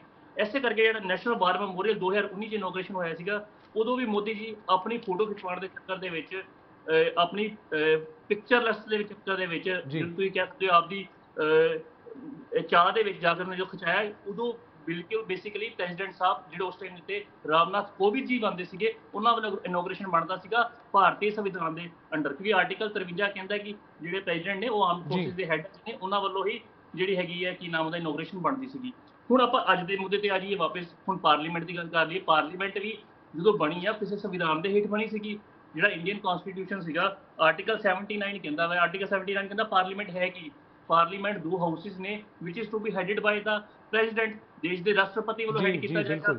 ਉਸ ਤੋਂ ਬਾਅਦ ਆਰਟੀਕਲ, ਮੈਂ ਸਰ ਇੱਕ ਮਿੰਟ ਕਨਕਲੂਡ ਕਰ ਰਿਹਾ, ਆਰਟੀਕਲ 86 ਇਹ ਕਹਿੰਦਾ ਵਾ ਕਿ ਜਿਹੜੇ ਪ੍ਰੈਜ਼ੀਡੈਂਟ ਦੇ ਰਾਈਟ ਹੈਗੇ ਨੇ, ਪ੍ਰੈਜ਼ੀਡੈਂਟ ਦੇ ਰਾਈਟ ਕੀ ਹੈ, ਤੁਸੀਂ ਚਾਹੇ ਲੋਕ ਸਭਾ ਚਾਹੇ ਰਾਜ ਸਭਾ ਉਹਨੂੰ ਕਾਲ ਕਰਨਾ, ਉਹਨੂੰ ਸਪੈਸ਼ਲੀ ਐਡਰੈਸ ਕਰਨਾ, ਸਪੈਸ਼ਲ ਉਹਦੇ ਤੇ ਚਾਹੇ ਕਿਸੇ ਟਾਈਮ ਤੇ ਮੀਟਿੰਗ ਕਾਲ ਕਰਨੀ, ਉਹ ਸਾਰਾ ਪ੍ਰੈਜ਼ੀਡੈਂਟ ਦਾ ਕੰਮ ਹੈ। ਉਸ ਤੋਂ ਬਾਅਦ ਜਿਹੜਾ ਆਰਟੀਕਲ 87 ਸੀਗਾ ਉਹ ਵੀ ਸਿਮਿਲਰਲੀ ਪ੍ਰੈਜ਼ੀਡੈਂਟ ਦੇ ਹੱਕ ਦੇ ਉਹਨਾਂ ਰਾਈਟਸ ਦੀ ਗੱਲ ਕਰਦਾ ਹੈ। ਉਹਦੇ ਵਿੱਚ ਵੀ ਜਿਹੜੇ ਪਾਰਲੀਮੈਂਟ ਦੇ ਹੈੱਡ ਨੇ ਚਾਹੇ ਕਨਸਟੀਟਿਊਸ਼ਨ ਦੇ ਹੈੱਡ ਨੇ ਉਹ ਡਾਇਰੈਕਟਲੀ ਪ੍ਰੈਜ਼ੀਡੈਂਟ ਆਉਂਦੇ ਨੇ। ਉਸ ਤੋਂ ਬਾਅਦ ਆਰਟੀਕਲ 111 ਬਿਲਕੁਲ ਕਲੀਅਰ ਕੱਟ ਕਹਿੰਦਾ ਕੋਈ ਵੀ ਅਗਰ ਹਾਊਸ ਤੋਂ ਚਾਹੇ ਲੋਕ ਸਭਾ ਚਾਹੇ ਰਾਜ ਸਭਾ ਉਹਨਾਂ ਦੇ ਵਿੱਚੋਂ ਅਗਰ ਕਾਨੂੰਨ ਪਾਸ ਹੋ ਜਾਂਦਾ ਹੈ ਤਾਂ ਬੇਸਿਕਲੀ ਲਾਸਟ ਜਿਹੜੀ ਫਾਈਨਲ ਅਸੈਂਟ ਹੈ ਉਹ ਪ੍ਰੈਜ਼ੀਡੈਂਟ ਦੀ ਹੁੰਦੀ ਹੈ। ਜਦੋਂ ਪ੍ਰੈਜ਼ੀਡੈਂਟ ਸਾਹਿਬ ਅਸੈਂਟ ਦੇਣਗੇ ਉਸ ਤੋਂ ਬਾਅਦ ਜਾ ਕੇ ਇਹ ਲਾਅ ਬਣਦਾ ਹੈ। ਇਹ ਤਾਂ ਬਿਲਕੁਲ ਕਲੀਅਰ ਕੱਟ ਗੱਲ ਹੈ। ਹੁਣ ਪਾਰਲੀਮੈਂਟ ਕਿਸੇ ਵੀ ਪੋਲੀਟੀਕਲ ਪਾਰਟੀ ਦੀ ਕਿਸੇ ਪ੍ਰਾਈਮ ਮਿਨਿਸਟਰ ਦੀ ਨਹੀਂ ਹੋ ਸਕਦੀ। ਕੋਈ ਵੀ ਬੰਦਾ ਹਿੰਦੁਸਤਾਨ ਦੇ ਵਿੱਚ ਆਰਟੀਕਲ 13-14 ਦੇ ਵਿੱਚ ਕਲੀਅਰ ਕੱਟ ਹੈਗਾ ਕਿ ਕੋਈ ਵੀ ਬੰਦਾ ਸੰਵਿਧਾਨ ਤੋਂ ਜਾਂ ਕਾਨੂੰਨ ਤੋਂ ਉੱਪਰ ਨਹੀਂ ਹੈਗਾ। ਹੁਣ ਜਦੋਂ ਕਾਨੂੰਨ ਦੇ ਵਿੱਚ ਇੱਕ ਵਾਰ ਗੱਲ ਕਹਿ ਰਿਹਾ ਕਿ ਜਦੋਂ ਪ੍ਰੈਜ਼ੀਡੈਂਟ ਸਾਹਿਬ ਹੈੱਡ ਨੇ ਤੁਸੀਂ ਉਹਨਾਂ ਵੱਲੋਂ ਇਨੋਗ੍ਰੇਸ਼ਨ ਹੋਣੀ ਹੈ, ਉਹਨਾਂ ਦੇ ਰਾਈਟਸ ਹੈਗੇ ਨੇ, ਉਹਨਾਂ ਵੱਲੋਂ ਚਾਹੇ ਸ਼ਿਸ਼ਟਾਚਾਰ ਦੇ ਤੌਰ ਤੇ ਚਾਹੇ ਲੀਗਲੀ, ਕਿਉਂਕਿ ਇਹ ਪਾਰਟੀ ਸੰਵਿਧਾਨ ਨੂੰ ਮੰਨਦੀ ਨਹੀਂ ਹੈਗੀ। ਇਹਨਾਂ ਨੇ ਕਿਸੇ ਵੀ ਸੰਵਿਧਾਨ ਨਾਲ ਸੰਵਿਧਾਨ ਨੂੰ ਕਿਉਂ ਨਹੀਂ ਮੰਨਦੇ? ਕਿਉਂਕਿ ਲੋਕਮਤ ਜਦੋਂ ਲੋਕਤੰਤਰ ਦੇ ਵਿੱਚ ਵੋਟਾਂ ਕਿਸੇ ਇੱਕ ਪਾਰਟੀ ਨੂੰ ਪੈਂਦੀਆਂ, ਤੁਸੀਂ ਮੱਧ ਐਮਪੀ ਦੀ ਐਗਜ਼ਾਮਪਲ ਚੈੱਕ ਕਰ ਲਓ, ਗੋਆ ਦੀ ਐਗਜ਼ਾਮਪਲ ਚੈੱਕ ਕਰ ਲਓ, ਜਿਸ ਤਰੀਕੇ ਨਾਲ ਇਹ ਹੋਰਸ ਟ੍ਰੇਡਿੰਗ ਕਰਕੇ ਦੂਜੀ ਪਾਰਟੀ ਦੇ ਐਮਐਲਏ ਖਰੀਦ ਕੇ ਸਰਕਾਰਾਂ ਬਣਾਉਂਦੇ ਰਹੇ, ਉਹ ਵੀ ਲੋਕਾਂ ਸਾਹਮਣੇ ਹੈ। ਮਹਾਰਾਸ਼ਟਰ ਦੀ ਐਗਜ਼ਾਮਪਲ ਤੁਹਾਡੇ ਸਾਹਮਣੇ ਹੈ। ਜੀ ਠੀਕ ਹੈ ਸਰਕਾਰ ਦੇ ਨਾਲ ਕੋਈ ਲੈਣ ਦੇਣ ਨਹੀਂ ਹੈ। ਸੋ ਸਾਰਾ ਮਾਮਲਾ ਜੋ ਹੈ ਸੰਵਿਧਾਨ ਦੇ ਉੱਤੇ ਆ ਗਿਆ। ਸੰਵਿਧਾਨ ਦੇ ਮੈਂ ਸਿਰਫ ਮੁੱਦੇ ਦੀ ਗੱਲ ਕਰ ਰਿਹਾ, ਟੈਕਨੀਕਲੀ ਕਹਿ ਰਿਹਾ। ਅਗਰ ਕਨਸਟੀਟਿਊਸ਼ਨ ਕੋਈ ਵੀ ਪ੍ਰੋਵੀਜ਼ਨ ਸੰਵਿਧਾਨ ਦੀ ਗੱਲ ਕੋਈ ਪ੍ਰੋਵੀਜ਼ਨ ਅਲਾਉ ਕਰਦੀ ਹੈ ਇਹਨਾਂ ਨੂੰ ਪ੍ਰਾਈਮ ਮਿਨਿਸਟਰ ਸਾਹਿਬ ਨੂੰ ਇਨੋਗ੍ਰੇਸ਼ਨ ਕਰਨ ਵਾਸਤੇ, ਤਾਂ ਲੋਕਾਂ ਦੇ ਸਾਹਮਣੇ ਜ਼ਰੂਰ ਰੱਖਣ ਤੇ ਸਾਡੀ ਜਾਣਕਾਰੀ ਦੇ ਵਿੱਚ ਵਾਧਾ ਕਰਨ। ਠੀਕ ਹੈ। ਅਮਨਜੋਤ ਕੌਰ ਜੀ, ਸੰਵਿਧਾਨ ਦੀ ਗੱਲ ਉਹਨਾਂ ਨੇ ਕੀਤੀ, ਉਹਨਾਂ ਨੇ ਪੂਰੇ ਆਰਟੀਕਲ ਗਿਣਵਾ ਦਿੱਤੇ ਨੇ ਉਸ ਦੇ ਮੁਤਾਬਕ। ਨਾਲ ਉਹਨਾਂ ਨੇ ਇਹ ਵੀ ਕਹਿ ਦਿੱਤਾ ਕਿ ਇਸ ਤਰ੍ਹਾਂ ਤਾਂ ਨਹੀਂ ਕਿ ਜੇ ਰਾਸ਼ਟਰਪਤੀ ਸਾਹਿਬਾ ਸਾਹਮਣੇ ਆ ਜਾਣਗੇ ਤਾਂ ਮੋਦੀ ਸਾਹਿਬ ਨੂੰ ਤਸਵੀਰਾਂ ਨਹੀਂ ਖਿੱਚੀਆਂ ਜਾਣਗੀਆਂ ਸਹੀ ਤਰੀਕੇ ਦੇ ਨਾਲ। ਪਹਿਲੀ ਗੱਲ ਹੈ ਤਾਂ ਮੋਦੀ ਸਾਹਿਬ ਨੂੰ ਤਸਵੀਰਾਂ ਦੀ ਕੋਈ ਘਾਟ ਨਹੀਂ ਹੈ। ਇਹ ਸਾਡੀ ਪਾਰਟੀ ਦਾ ਫੈਸਲਾ ਹੈ। ਜਦੋਂ ਜਿਸ ਗਵਰਨਮੈਂਟ ਜੋ ਪਾਰਟੀ ਗਵਰਨਮੈਂਟ ਚਲਾ ਰਹੀ ਆ ਉਹਦਾ ਇਹ ਫੈਸਲਾ ਹੈ। ਜਦੋਂ ਉਹਨਾਂ ਨੇ ਪਾਰਲੀਮੈਂਟ ਬਣਾਇਆ ਔਰ ਉਹਨਾਂ ਨੇ ਉਦਘਾਟਨ ਲਈ ਪ੍ਰਾਈਮ ਮਿਨਿਸਟਰ ਚੂਜ਼ ਕਰ ਲਿਆ, ਮੈਨੂੰ ਤਾਂ ਲੱਗਦਾ ਸਿਰਫ ਜੈਲਸੀ ਦੇ ਤਹਿਤ ਇਹ ਸਾਰਾ ਆਪੋਜੀਸ਼ਨ ਕਰ ਰਹੀਆਂ, ਨਾ ਸਾਡੀ ਬਲਕਿ ਸਾਡੀ ਸੰਸਕ੍ਰਿਤੀ ਨੂੰ ਅਸੀਂ ਅੱਗੇ ਤੋਰ ਰਹੇ ਹਾਂ ਕਿ ਅਸੀਂ ਇੰਡੀਪੈਂਡੈਂਟ ਹੋ ਰਹੇ ਹਾਂ, ਕਿ ਅਸੀਂ ਗੁਲਾਮੀ ਤੋਂ ਬਾਹਰ ਨਿਕਲ ਰਹੇ ਹਾਂ, ਕਿ ਅਸੀਂ ਇਹ ਨਹੀਂ ਕਹਾਂਗੇ ਕਿ ਅੰਗਰੇਜ਼ਾਂ ਨੇ ਬਿਲਡਿੰਗ ਬਣਾਈ ਹੈ ਜਿਹਦੇ ਵਿੱਚ ਅਸੀਂ ਅੱਜ 100 ਸਾਲ ਬਾਅਦ ਵੀ ਅਸੀਂ ਅੱਜ ਉੱਥੇ ਹੀ ਬੈਠਦੇ ਹਾਂ। ਦੂਜੀ ਗੱਲ ਮੈਂ ਆਮ ਆਦਮੀ ਪਾਰਟੀ ਨੂੰ ਕਹਿਣਾ ਚਾਹੁੰਦੀ ਹਾਂ ਕਿ ਪਹਿਲਾਂ ਖੁਦ ਤਾਂ ਸਿੱਖ ਲਓ ਇੱਜ਼ਤ ਕਰਨਾ। ਤੁਸੀਂ ਤਾਂ ਗਵਰਨਰ ਨੂੰ ਇਹ ਕਹਿ ਰਹੇ ਹੋ, ਜੇ ਗਵਰਨਰ ਕੁਛ ਪੁੱਛ ਲੈਂਦਾ ਕਿ ਗਵਰਨਰ ਕੋਈ ਦਖਲ ਨਹੀਂ ਦੇ ਸਕਦਾ, ਗਵਰਨਰ ਨੂੰ ਅਸੀਂ ਜਵਾਬ ਦੇਣੀ ਸੀਐਮ ਸਾਹਿਬ ਇਹ ਕਹਿੰਦੇ ਆ, ਔਰ ਤੁਸੀਂ ਹੁਣੇ ਦੱਸ ਕੇ ਵੀ ਹਟੇ ਹੋ ਕਿ ਜੇ ਪ੍ਰੈਜ਼ੀਡੈਂਟ ਪੰਜਾਬ ਚ ਆਉਂਦੇ ਤੇ ਸੀਐਮ ਉਹਨਾਂ ਨੂੰ ਰਿਸੀਵ ਕਰਨ ਜਾਣ ਦਾ, ਇੱਕ ਫੁੱਲ ਫੜਾਉਣ ਦਾ ਕਸ਼ਟ ਨਹੀਂ ਕਰਦੇ, ਉਹ ਪਰਵਾਹ ਹੀ ਨਹੀਂ ਕਰਦੇ ਕੌਣ ਹੈ ਮੇਰੇ। ਆਪ ਤਾਂ ਖੁਦ ਸਿੱਖ ਲੋ, ਦੂਜੇ ਨੂੰ ਮੱਤ ਦਿਓ। ਔਰ ਮੈਨੂੰ ਹਜੇ ਵੀ ਲੱਗਦਾ ਕਿ ਬਲਕਿ ਹੈ ਇਹ ਗੱਲ ਸੱਚਾਈ ਆ ਕਿ ਕੁਝ ਨਹੀਂ ਹੈ, ਕਿਉਂਕਿ ਅਸੀਂ ਸਾਡੀ ਪਾਰਟੀ, ਸਾਡੀ ਗਵਰਨਰ, ਸਾਡੀ ਸਰਕਾਰ ਨੇ, ਬੀਜੇਪੀ ਦੀ ਸਰਕਾਰ ਨੇ ਪਾਰਲੀਮੈਂਟ ਹਾਊਸ ਨਵਾਂ ਖੜਾ ਕਰਤਾ। ਇਹਨਾਂ ਤੋਂ ਹਜ਼ਮ ਨਹੀਂ ਹੁੰਦਾ ਕਿ ਐਡੀ ਸੋਚ ਕਿੱਥੋਂ ਆ ਗਈ, ਕਿਉਂਕਿ ਕਾਂਗਰਸ ਨੇ ਇੰਨੇ ਸਾਲ ਰਾਜ ਕੀਤਾ, ਕਦੇ ਸੋਚ ਨਹੀਂ ਆਈ ਜੀ। ਉਹੀ ਪਾਰਲੀਮੈਂਟ ਹਾਊਸ ਆ, ਉੱਥੇ ਹੀ ਹੁਣ ਠੀਕ ਹੈ ਬਿਲਡਿੰਗ ਪੁਰਾਣੀ ਹੋ ਜਾਂਦੀ ਆ, ਉਹਦੇ 'ਚ ਕੁਛ ਨੁਕਸ ਵੀ ਆ ਸਕਦੇ ਆ, ਕੱਲ ਨੂੰ ਕੋਈ ਦੁਰਘਟਨਾ ਵੀ ਹੋ ਸਕਦੀ ਆ। ਜੇ ਨਵੀਂ ਬਿਲਡਿੰਗ ਬਣਾਈ ਆ ਤਾਂ ਫੈਸਲਾ ਕਰ ਲੈਣ, ਪ੍ਰਾਈਮ ਮਿਨਿਸਟਰ ਹੀ ਕਰੂ, ਹੁਣ ਚਾਹੇ ਜਿੰਨਾ ਮਰਜ਼ੀ। ਠੀਕ ਹੈ, ਪ੍ਰਾਈਮ ਮਿਨਿਸਟਰ ਕਰਨਗੇ, ਪਰ ਉਹਨਾਂ ਨੇ ਦੱਸਿਆ ਕਿ ਦੇਸ਼ ਦੇ ਜਿਹੜੇ ਮੁਖੀ ਹੁੰਦੇ ਨੇ ਉਹ ਤਾਂ ਰਾਸ਼ਟਰਪਤੀ ਹੁੰਦੇ ਨੇ, ਇਸ ਕਰਕੇ ਅਧਿਕਾਰ ਉਹਨਾਂ ਦਾ ਬਣਦਾ ਸੰਵਿਧਾਨ ਦੇ ਮੁਤਾਬਕ ਹੀ। ਸੰਵਿਧਾਨ ਵੀ ਉਹਨਾਂ ਨੇ ਦੱਸ ਦਿੱਤਾ ਸਾਰਾ। ਠੀਕ ਹੈ, ਸੰਵਿਧਾਨ 'ਚ ਹੋਏਗਾ, ਮੈਂ ਉਹ ਵਕੀਲ ਹੈਗੇ ਆ, ਮੈਂ ਉਹਨਾਂ ਨਾਲ ਡਿਸਐਗਰੀ ਨਹੀਂ ਹੈ, ਪਰ ਜਦੋਂ ਸਰਕਾਰ ਫੈਸਲਾ ਕਰ ਲਿਆ ਉਹਨਾਂ ਨੇ ਤੇ ਪ੍ਰਾਈਮ ਮਿਨਿਸਟਰ ਕਰਨਗੇ, ਇਹਨਾਂ ਨੂੰ ਕੋਈ ਆਪੱਤੀ ਨਹੀਂ ਹੋਣੀ ਚਾਹੀਦੀ। ਠੀਕ ਹੈ, ਸਾਨੂੰ ਇੱਕ ਪਾਰਲੀਮੈਂਟ ਹਾਊਸ ਚੱਲਦਾ, ਜਿੰਨਾ ਰਾਸ਼ਟਰਪਤੀ ਇੰਪੋਰਟੈਂਟ ਆ ਉਨਾ ਹੀ ਪ੍ਰਾਈਮ ਮਿਨਿਸਟਰ ਇੰਪੋਰਟੈਂਟ ਹੈ। ਪ੍ਰਾਈਮ ਮਿਨਿਸਟਰ ਕੋਈ ਬੀਜੇਪੀ ਦੇ ਇਕੱਲਿਆਂ ਦੇ ਨਹੀਂ ਹੈ, ਪ੍ਰਾਈਮ ਮਿਨਿਸਟਰ ਦੇਸ਼ ਦੇ ਆ, ਸੀਐਮ ਵੀ ਸਾਡੇ ਆਪ ਦੇ ਆ।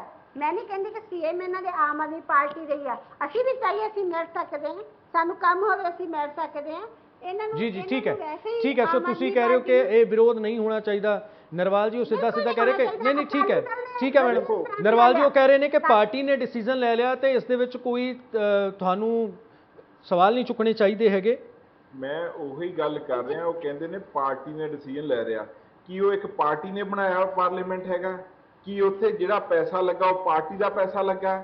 ਉਹ ਪੂਰੇ ਦੇਸ਼ ਦਾ ਪੈਸਾ ਲੱਗਾ ਹੈ। ਉੱਥੇ ਪੂਰੇ ਦੇਸ਼ ਦੇ ਜਿੰਨੇ ਵੀ ਨਿਵਾਸੀ ਨੇ ਉਹਨਾਂ ਦਾ ਪੈਸਾ ਲੱਗਾ ਹੈ। ਜਿਹੜੀ ਇਹ ਗੱਲ ਕਰ ਰਹੇ ਨੇ ਕਿ ਅਸੀਂ ਪਾਰਲੀਮੈਂਟ ਬਣਾ ਰਹੇ ਇਹਨਾਂ ਪਾਰਟੀਆਂ ਤੋਂ ਹਜਮ ਨਹੀਂ ਹੁੰਦਾ, ਇਦਾਂ ਦੀ ਬੀਬਾ ਜੀ ਕੋਈ ਗੱਲ ਨਹੀਂ ਹੈ। ਜਿਹੜਾ ਪਾਰਲੀਮੈਂਟ ਸੀਗਾ ਉਹਦੀ ਨਵੀਂ ਬਿਲਡਿੰਗ ਬਣਨੀ ਸੀ, ਕੋਈ ਵੀ ਸਰਕਾਰ ਆ ਜਾਂਦੀ ਉਹਦੀ ਬਿਲਡਿੰਗ ਬਣਾਉਣੀ ਪੈਣੀ ਸੀ। ਕਾਰਨ ਇਹ ਹੈ ਕਿ ਸਾਡੇ ਗਾਂ ਜਿਹੜੇ 24 ਤੋਂ ਬਾਅਦ ਵਿੱਚ ਜਾਂ 24 ਤੱਕ ਹੋ ਸਕਦਾ ਸਰਕਾਰਾਂ ਦੇ ਫੈਸਲੇ ਹੋ ਸਕਦੇ ਨੇ, ਸਾਡੀਆਂ ਐਮਪੀ ਸੀਟਾਂ ਭਾਰਤ ਵਿੱਚ ਵਧਣੀਆਂ ਨੇ। ਜੀ ਬਿਲਕੁਲ। ਜਿਹੜਾ ਪੁਰਾਣਾ ਆਪਣਾ ਪਾਰਲੀਮੈਂਟ ਹੈ ਉਹਦੇ ਵਿੱਚ ਸਿਟਿੰਗ ਕੈਪੈਸਿਟੀ ਘੱਟ ਸੀਗੀ, ਇਸ ਕਰਕੇ ਇਸ ਚੀਜ਼ ਨੂੰ ਬਣਾਇਆ ਗਿਆ। ਬਾਕੀ ਤੁਸੀਂ ਇਹ ਗੱਲ ਕਰ ਰਹੇ ਹੋ ਕਿ ਅੱਜ ਤੁਹਾਨੂੰ ਚੇਤਾ ਆ ਰਿਹਾ ਉਹ ਪਾਰਲੀਮੈਂਟ ਗੁਲਾਮੀ ਦਾ ਪ੍ਰਤੀਕ ਹੈ। ਤੁਸੀਂ ਉੱਥੇ ਤੀਜੀ ਸਰਕਾਰ ਤੁਹਾਡੀ ਚੱਲ ਰਹੀ ਹੈ ਤੇ ਤੀਜੀ ਸਰਕਾਰ ਉਸੇ ਪਾਰਲੀਮੈਂਟ ਦੇ ਵਿੱਚ ਚੱਲੀ ਹੈ। ਇਹ ਤੁਸੀਂ ਇਹ ਜਿਹੜੀ ਗੱਲ ਕਰ ਰਹੇ ਹੋ, ਇਹ ਬਿਲਕੁਲ ਤੁਸੀਂ ਲੋਕਾਂ ਦੇ ਮੋਹਰੇ ਕਿਉਂ ਝੂਠੇ ਪੈਰ ਲੋਕਾਂ ਨੂੰ ਝੂਠੇ ਪਾਉਣ ਦੀ ਕੋਸ਼ਿਸ਼ ਕਰ ਰਹੇ ਹੋ? ਤੁਸੀਂ ਇਹ ਦੱਸੋ ਮੈਨੂੰ, ਇੱਕ ਚੀਜ਼ ਦੱਸੋ ਕਿ ਜਿਹੜਾ ਸਿੰਗੂਲ ਹੈ, ਸਿੰਗੂਲ ਦਾ ਕਿਹਨੇ ਪਹਿਲਾਂ ਜਿਹੜਾ ਵਾਇਸਰੋਏ ਤੋਂ ਕਿਹਨੇ ਲਿਆ ਸੀ? ਪੰਡਿਤ ਜਵਾਹਰ ਲਾਲ ਨਹਿਰੂ ਜੀ। ਸਾਡੇ ਭਾਰਤ ਦੇ ਪਹਿਲੇ ਰਾਸ਼ਟਰਪਤੀ ਸੀ ਡਾਕਟਰ ਰਾਜਿੰਦਰ ਪ੍ਰਸਾਦ, ਉਹ ਸਾਰੇ ਇਕੱਠੇ ਸੀ ਕਿਉਂਕਿ 1950 ਦੇ ਵਿੱਚ ਸਾਡਾ ਸੰਵਿਧਾਨ ਕਾਇਮ ਹੁੰਦਾ। 1950 ਦੇ ਵਿੱਚ ਜਿਹੜੇ ਭਾਰਤ ਦੇ ਰਾਸ਼ਟਰਪਤੀ ਡਾਕਟਰ ਰਾਜਿੰਦਰ ਪ੍ਰਸਾਦ ਨੂੰ ਲਗਾਇਆ ਜਾਂਦਾ। ਪਰ ਜਿਹੜੀਆਂ ਗੱਲਾਂ ਇਸ ਟਾਈਮ ਦੇ ਉੱਤੇ ਬੀਜੇਪੀ ਕਰ ਰਹੀ ਹੈ, ਇਹਦੇ ਵਿੱਚ ਕੋਈ ਐਥੀਕਲ ਗੱਲ ਨਹੀਂ ਕਰ ਰਹੀ। ਇਹ ਅੱਜ ਜਿਹੜਾ ਇਹ ਪਹਿਲੀ ਗੱਲ ਤਾਂ ਪਾਰਲੀਮੈਂਟ ਬਣਿਆ ਹੈ, ਇਹ ਭਾਰਤ ਦੇ ਲੋਕਾਂ ਦੇ ਪੈਸੇ ਨਾਲ ਬਣਿਆ, ਇਹ ਬੀਜੇਪੀ ਦੇ ਪੈਸੇ ਦੇ ਨਾਲ ਨਹੀਂ ਬਣਿਆ। ਜਿਵੇਂ ਕਿ ਮੈਡਮ ਜੀ ਪਹਿਲਾਂ ਕਹਿ ਰਹੇ ਸੀਗੇ ਕਿ ਜਿਹੜੇ ਰਾਸ਼ਟਰਪਤੀ ਦੇ ਖਿਲਾਫ ਜਿਹੜਾ ਬਾਕੀ ਪਾਰਟੀਆਂ ਨੇ ਵੋਟਾਂ ਪਾਈਆਂ ਸੀ ਤੇ ਅਸੀਂ ਵੋਟਾਂ ਪਾ ਕੇ ਉਹਨਾਂ ਨੂੰ ਰਾਸ਼ਟਰਪਤੀ ਬਣਾਇਆ। ਜੇ ਵੋਟਾਂ ਪਾ ਕੇ ਬਣਾਇਆ, ਜੇ ਬੀਜੇਪੀ ਦੀਆਂ ਵੋਟਾਂ ਨਾਲ ਰਾਸ਼ਟਰਪਤੀ ਬਣੇ ਆ, ਤੇ ਅੱਜ ਉਹਨਾਂ ਰਾਸ਼ਟਰਪਤੀ ਦੀ ਸ਼ਾਨ ਤੇ ਸ਼ੌਕਤ ਲਈ ਜਿਹੜੀਆਂ ਪਾਰਟੀਆਂ ਸੀਗੀਆਂ ਉਹਨਾਂ ਨੇ ਆਪਣਾ ਸੀਸ ਨਵਾਇਆ ਤੇ ਉਹਨਾਂ ਨੂੰ ਕਿਹਾ ਕਿ ਉਹਨਾਂ ਨੂੰ ਜਿਹੜਾ ਉਹਨਾਂ ਦਾ ਬਣਦਾ ਹੱਕ ਆ ਭਾਰਤ ਦੇ ਰਾਸ਼ਟਰਪਤੀ ਦਾ, ਉਹਨਾਂ ਨੂੰ ਦਿੱਤਾ ਜਾਣਾ ਚਾਹੀਦਾ। ਦੂਜੀ ਗੱਲ ਤੇ ਭਾਰਤ ਦੀ ਰਾਸ਼ਟਰਪਤੀ ਇੱਕ ਲੇਡੀ ਉਹ ਹੈ ਕਿ ਜਿਹੜੇ ਕਿ ਇੱਕ ਤਾਂ ਪਿਛੜੀ ਸ਼੍ਰੇਣੀ ਦੇ ਵਿੱਚੋਂ ਆਉਂਦੇ, ਆਦੀਵਾਸੀਆਂ ਦੇ ਵਿੱਚੋਂ ਆਉਂਦੇ ਪਾਸੇ ਔਰਤ ਨੇ, ਤੇ ਭਾਰਤ ਦੇ ਇਤਿਹਾਸ ਦੇ ਵਿੱਚ ਕਿੰਨਾ ਵਧੀਆ ਦਿਨ ਲਿਖਿਆ ਜਾਣਾ ਸੀਗਾ। ਜਿਹੜੀ ਭਾਰਤ ਦੇ ਆਉਣ ਵਾਲੇ ਇਤਿਹਾਸ ਨੂੰ ਖਰਾਬ ਕਰਨ ਦੇ ਵਿੱਚ ਅੱਜ ਦੇ ਟਾਈਮ ਦੇ ਵਿੱਚ ਬੀਜੇਪੀ ਪੂਰਨ ਤੌਰ ਦੇ ਉੱਤੇ ਜ਼ਿੰਮੇਵਾਰ ਹੈ। ਬਾਕੀ ਜਿਵੇਂ ਕਿ ਅਕਾਲੀ ਦਲ ਦੇ ਨੁਮਾਇੰਦੇ ਇੱਥੇ ਗੱਲ ਕਰ ਰਹੇ ਨੇ, ਅਕਾਲੀ ਦਲ ਮੈਨੂੰ ਦੱਸ ਦੇਵੇ ਅਕਾਲੀ ਦਲ ਦਾ ਕੀ ਸਟੈਂਡ ਹੈ? ਅਕਾਲੀ ਦਲ ਨੇ ਕਿਸੇ ਵੇਲੇ ਤਾਂ ਸਰਕਾਰ ਦੇ ਵਿੱਚ ਹੁੰਦੇ ਹੋ ਜਦੋਂ ਮੌਕਾ ਮਿਲਦਾ ਹੈ। ਅੱਜ ਜਦੋਂ ਤੁਹਾਨੂੰ ਪਤਾ ਕਿ ਪੰਜਾਬ ਦੇ ਵਿੱਚ ਤੁਹਾਡੀ ਹਾਲਤ ਪਤਲੀ ਹੋ ਚੁੱਕੀ ਹੈ ਤਾਂ ਹੁਣ ਤੁਸੀਂ ਫਿਰ ਬੀਜੇਪੀ ਵੱਲ ਨੂੰ ਰੁਖ ਕਰ ਰਹੇ ਹੋ। ਉਹ ਕਿਸੇ ਇੱਕ ਬੰਦੇ ਨਾਲ ਤਾਂ ਟੈਕ ਲਓ, ਤੁਸੀਂ ਕਦੀ ਕਿੱਧਰ ਨੂੰ ਦੌੜਦੇ ਹੋ, ਕਦੀ ਕਿੱਧਰ ਨੂੰ ਦੌੜਦੇ ਹੋ। ਅੱਜ ਦਿੱਲੀ ਦੇ ਵਿੱਚ ਜਿਹੜਾ ਮਕਾਨ ਲਿਆ ਹੋਇਆ ਕੀ ਉਹ ਇੱਕ ਐਮਪੀ ਨੂੰ ਮਕਾਨ ਮਿਲਦਾ ਜਿੱਥੇ ਵੀ ਬਾੜ ਸਿਮਰਤ ਕੌਰ ਬਾਦਲ ਬੈਠੇ ਆ? ਤੁਸੀਂ ਇਹ ਠੀਕ ਗੱਲਾਂ ਹੈ, ਦੱਸੋ। ਇਹਦਾ ਵੀ ਜਵਾਬ ਜੀ ਜੀ ਬਿਲਕੁਲ ਇਸ ਦੇ ਵਿੱਚ ਠੀਕ ਹੈ ਨਰਵਾਲ ਜੀ, ਦੋ ਨੁਮਾਇੰਦੇ ਬਿਠਾਏ ਨੇ, ਬਲਕਿ ਬਹਿਣਾ ਇੱਕ ਚਾਹੀਦਾ ਸੀ, ਕਿਉਂਕਿ ਦੋਨੇ ਸਾਡੇ ਇੱਕੋ ਪਾਰਟੀ ਦੇ ਨਾਲ ਸੰਬੰਧ ਰੱਖ ਰਹੇ ਆ।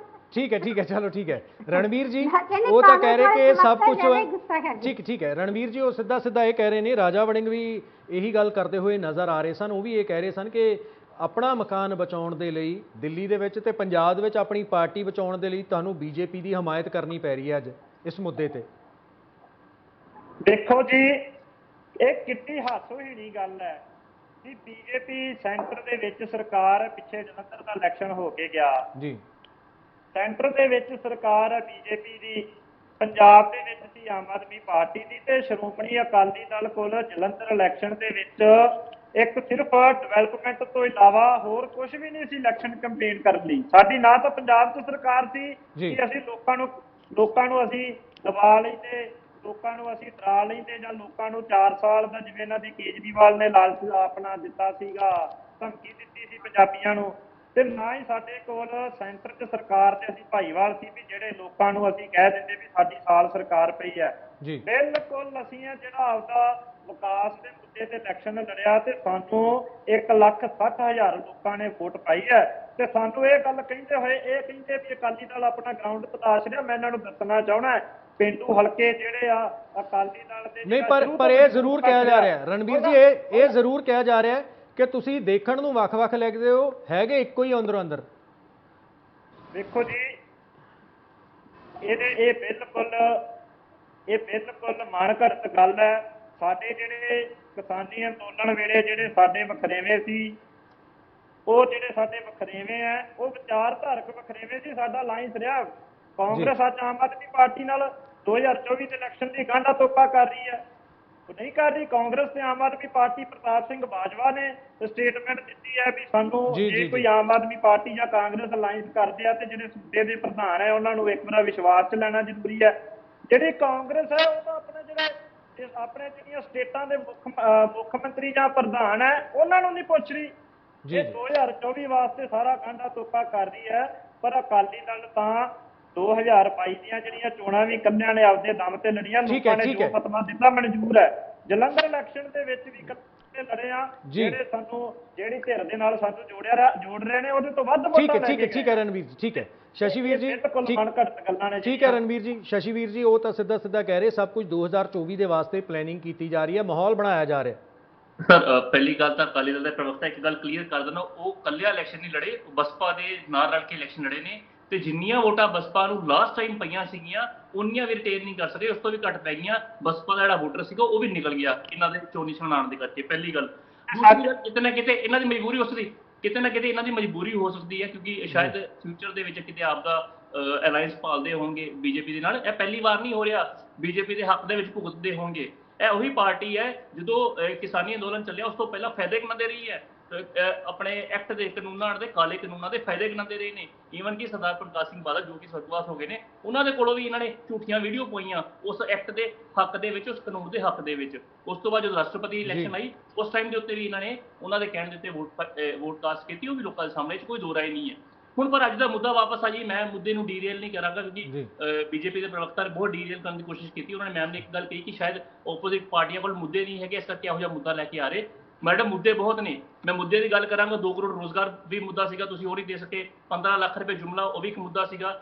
ਗੈਸ ਸਿਲੰਡਰ ਦਾ ਰੇਟ 1100 ਰੁਪਏ ਹੁਣ ਉਹ ਵੀ ਮੁੱਦਾ ਸੀਗਾ। ਰੇਲ, ਸੇਲ, ਕੋਲ, LIC ਸਭ ਵੇਚ ਦਿੱਤੀ, ਉਹ ਵੀ ਇੱਕ ਮੁੱਦਾ ਹੈਗਾ। ਮੁੱਦੇ ਬਹੁਤ ਨੇ। ਬੀਜੇਪੀ ਨੇ ਆਪਦੇ 9 ਸਾਲ ਦੇ ਕਾਰਜਕਾਲ ਦੇ ਵਿੱਚ ਕੰਮ ਕੁਛ ਵੀ ਨਹੀਂ ਕੀਤਾ, ਸਿਰਫ ਝੂਠੇ ਵਾਅਦੇ, ਝੂਠੇ ਲਾਰੇ ਤੇ ਲੋਕਾਂ ਦੀ ਲੁੱਟ ਖਸੁੱਟ ਕਰਕੇ ਆਪਦੇ ਪੂੰਜੀਪਤੀ ਦੋਸਤਾਂ ਦੇ ਘਰ ਭਰੇ ਨੇ। ਉਹਨਾਂ ਦੇ ਜਿਹੜੇ ਲੋਨ ਹੈ ਰਾਈਟ ਆਫ ਕੀਤੇ ਨੇ, 10 ਲੱਖ ਕਰੋੜ ਤੋਂ ਉੱਪਰ ਦਾ ਲੋਨ ਹੈ ਰਾਈਟ ਆਫ ਕੀਤਾ ਗਿਆ ਹੈ। ਹੁਣ ਉਹ ਐਕਸਪਲੇਨ ਪੁੱਛਾਂਗੇ, ਉਹ ਕਿਤੇ ਜਵਾਬ ਨਹੀਂ ਆਣਾ।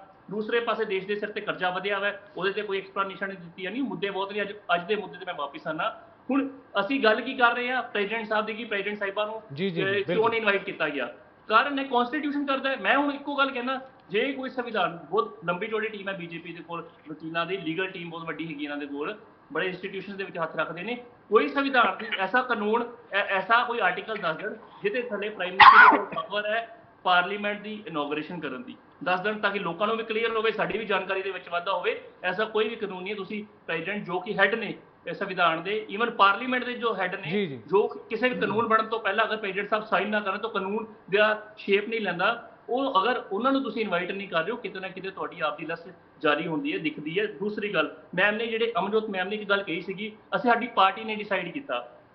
ਤੁਹਾਡੀ ਪਾਰਟੀ ਦਾ ਹੈੱਡ ਕੌਣ ਹੈ? ਮੋਦੀ ਸਾਹਿਬ ਆਪ ਹੀ ਤਾਂ ਹੈੱਡ ਨੇ। ਤੁਹਾਡੀ ਪਾਰਟੀ ਨਹੀਂ ਕਦੇ ਡਿਸਾਈਡ ਕਰਦੀ। ਲੋਕਾਂ ਦੇ ਪੈਸੇ ਲੱਗੇ, ਪਾਰਟੀ ਦੇ ਪੈਸੇ ਨਹੀਂ ਲੱਗੇ। ਚਾਹੇ ਓਪੋਜੀਸ਼ਨ 'ਚ ਬੈਠੀ ਹੋਈ ਪਾਰਟੀ ਹੈ, ਚਾਹੇ ਓਪੋਜੀਸ਼ਨ ਤੋਂ ਬਾਹਰ ਬੈਠੀ ਹੈ, ਚਾਹੇ ਕਿਸੇ ਨੂੰ ਇੱਕ ਵੋਟ ਪਈ ਹੈ, ਹਰੇਕ ਬੰਦੇ ਦੇ ਡਾਇਰੈਕਟ ਔਰ ਇਨਡਾਇਰੈਕਟ ਟੈਕਸਿਸ ਦੇ ਲੱਗੇ ਹੋਏ ਪੈਸੇ ਨੇ, ਜਿਨ੍ਹਾਂ ਤੋਂ ਤੁਹਾਡੀ ਪਾਰਟੀ ਨਹੀਂ ਡਿਸਾਈਡ ਕਰ ਸਕਦੀ। ਕਾਨੂੰਨ ਡਿਸਾਈਡ ਕਰੇਗਾ। ਕਾਨੂੰਨ ਬਣਿਆ ਹੋਇਆ, ਕਿਉਂਕਿ ਇਹ ਕਾਨੂੰਨ ਨੂੰ ਮੰਨਦੇ ਹੀ ਨਹੀਂ। ਮੈਂ ਪਹਿਲਾਂ ਦੱਸ ਕੇ ਹਟਿਆ, ਜਿਸ ਤਰੀਕੇ ਨੈਸ਼ਨਲ ਵਾਰ ਮੈਮੋਰੀਅਲ ਦੀ ਗੱਲ ਸੀਗੀ, ਉਦੋਂ ਪ੍ਰੈਜ਼ੀਡੈਂਟ ਸਾਹਿਬ ਨੇ ਇਨੋਗ੍ਰੇਸ਼ਨ ਕਰਨੀ ਸੀ, ਉਦੋਂ ਆਪ ਚਲੇ ਗਏ ਇਨੋਗ੍ਰੇਸ਼ਨ ਕਰਨ ਵਾਸਤੇ। ਮੋਦੀ ਸਾਹਿਬ ਨੂੰ ਫੋਟੋਆਂ ਖਿਚਵਾਉਣ ਦਾ ਕਿੰਨਾ ਸ਼ੌਂਕ ਹੈ ਉਹ ਵੀ ਲੋਕੀ ਜਾਣਦੇ ਨੇ। ਮੈਮ ਨੇ ਕਿਹਾ ਕਿ ਉਹਨਾਂ ਨੂੰ ਫੋਟੋ ਖਿਚਵਾਉਣ ਦਾ ਸ਼ੌਂਕ ਨਹੀਂ ਹੈ। ਜਿਹਨਾਂ ਫੋਟੋ ਖਿਚਾਉਣ ਵਾਸਤੇ ਕਿਸ ਤਰ੍ਹਾਂ ਦੇ ਮੈਡਮ ਨੇ ਇਹ ਕਿਹਾ ਸੀਗਾ ਕਿ ਉਹਨਾਂ ਨੂੰ ਫੋਟੋ ਖਿਚਾਉਣ ਦੀ ਜ਼ਰੂਰਤ ਨਹੀਂ, ਪਹਿਲਾਂ ਹੀ ਬਹੁਤ ਨੇ। ਫੋਟੋਆਂ ਸਰ ਬਹੁਤ ਨੇ, ਪਰ ਫੋਟੋ ਕੰਮ ਵਾਲੀਆਂ ਫੋਟੋਆਂ ਨਹੀਂ ਹੈ ਸਰ। ਅਸੀਂ ਬਹੁਤ ਸ਼ੌਕ ਹੈ ਸ਼ਹੀਦਾਂ ਤੇ ਭਗਤਾਂ ਦੀਆਂ ਫੋਟੋਆਂ ਲਾ ਕੇ ਆਪ ਵਿੱਚ ਪਾ ਰਹੇ ਆ। ਕਾਨੂੰਨ ਦੀ ਧਾਰਾ ਪੁੱਛੀ ਹੈ, ਜਿਹੜੇ ਕਾਨੂੰਨ ਦੇ ਥੱਲੇ।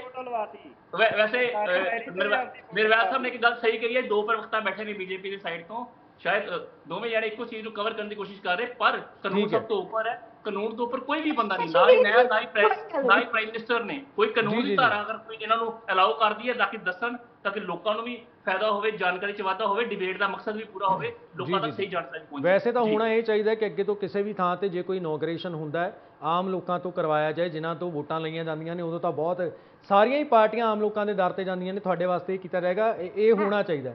ਅਮਨਜੋਤ ਜੀ, ਤੁਹਾਨੂੰ ਨਹੀਂ ਲੱਗਦਾ ਕਿ ਅਜਿਹਾ ਕੁਝ ਹੋਣਾ ਚਾਹੀਦਾ ਸੀ? ਚਲੋ ਰਾਸ਼ਟਰਪਤੀ ਸਾਹਿਬਾਂ ਨੂੰ ਨਹੀਂ ਬੁਲਾਇਆ, ਉਹ ਵੱਖਰੀ ਗੱਲ ਹੈ, ਕਿ ਮੇਰੇ ਵਰਗੇ ਤੁਸੀਂ ਕਿਸੇ ਤੋਂ ਉਦਘਾਟਨ ਕਰਵਾ ਦਿੰਦੇ।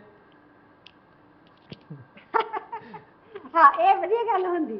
ਅੱਛਾ, ਗੱਲ ਇਹ ਹੈ ਕਿ ਕੀ ਆਪ ਸਾਡੇ ਮਾਨਯੋਗ ਸੀਐਮ ਭਗਵੰਤ ਮਾਨ ਜੀ ਨੇ ਉਦਘਾਟਨ ਕਰ ਰਹੇ, ਔਰ ਕਿੰਨੇ ਉਦਘਾਟਨ ਰੋਕ ਕੇ ਬੈਠੇ ਹੈ ਕਿ ਮੈਂ ਕਰੂੰਗਾ।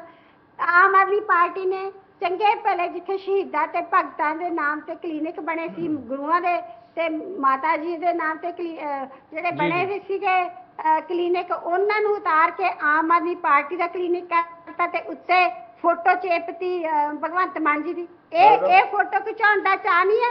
ਅਰਵਿੰਦ ਕੇਜਰੀਵਾਲ ਤੇ ਭਗਵੰਤ ਮਾਨ ਨੂੰ ਫੋਟੋ ਖਿਚਾਉਣ ਦਾ ਚਾਅ ਨਹੀਂ ਹੈ।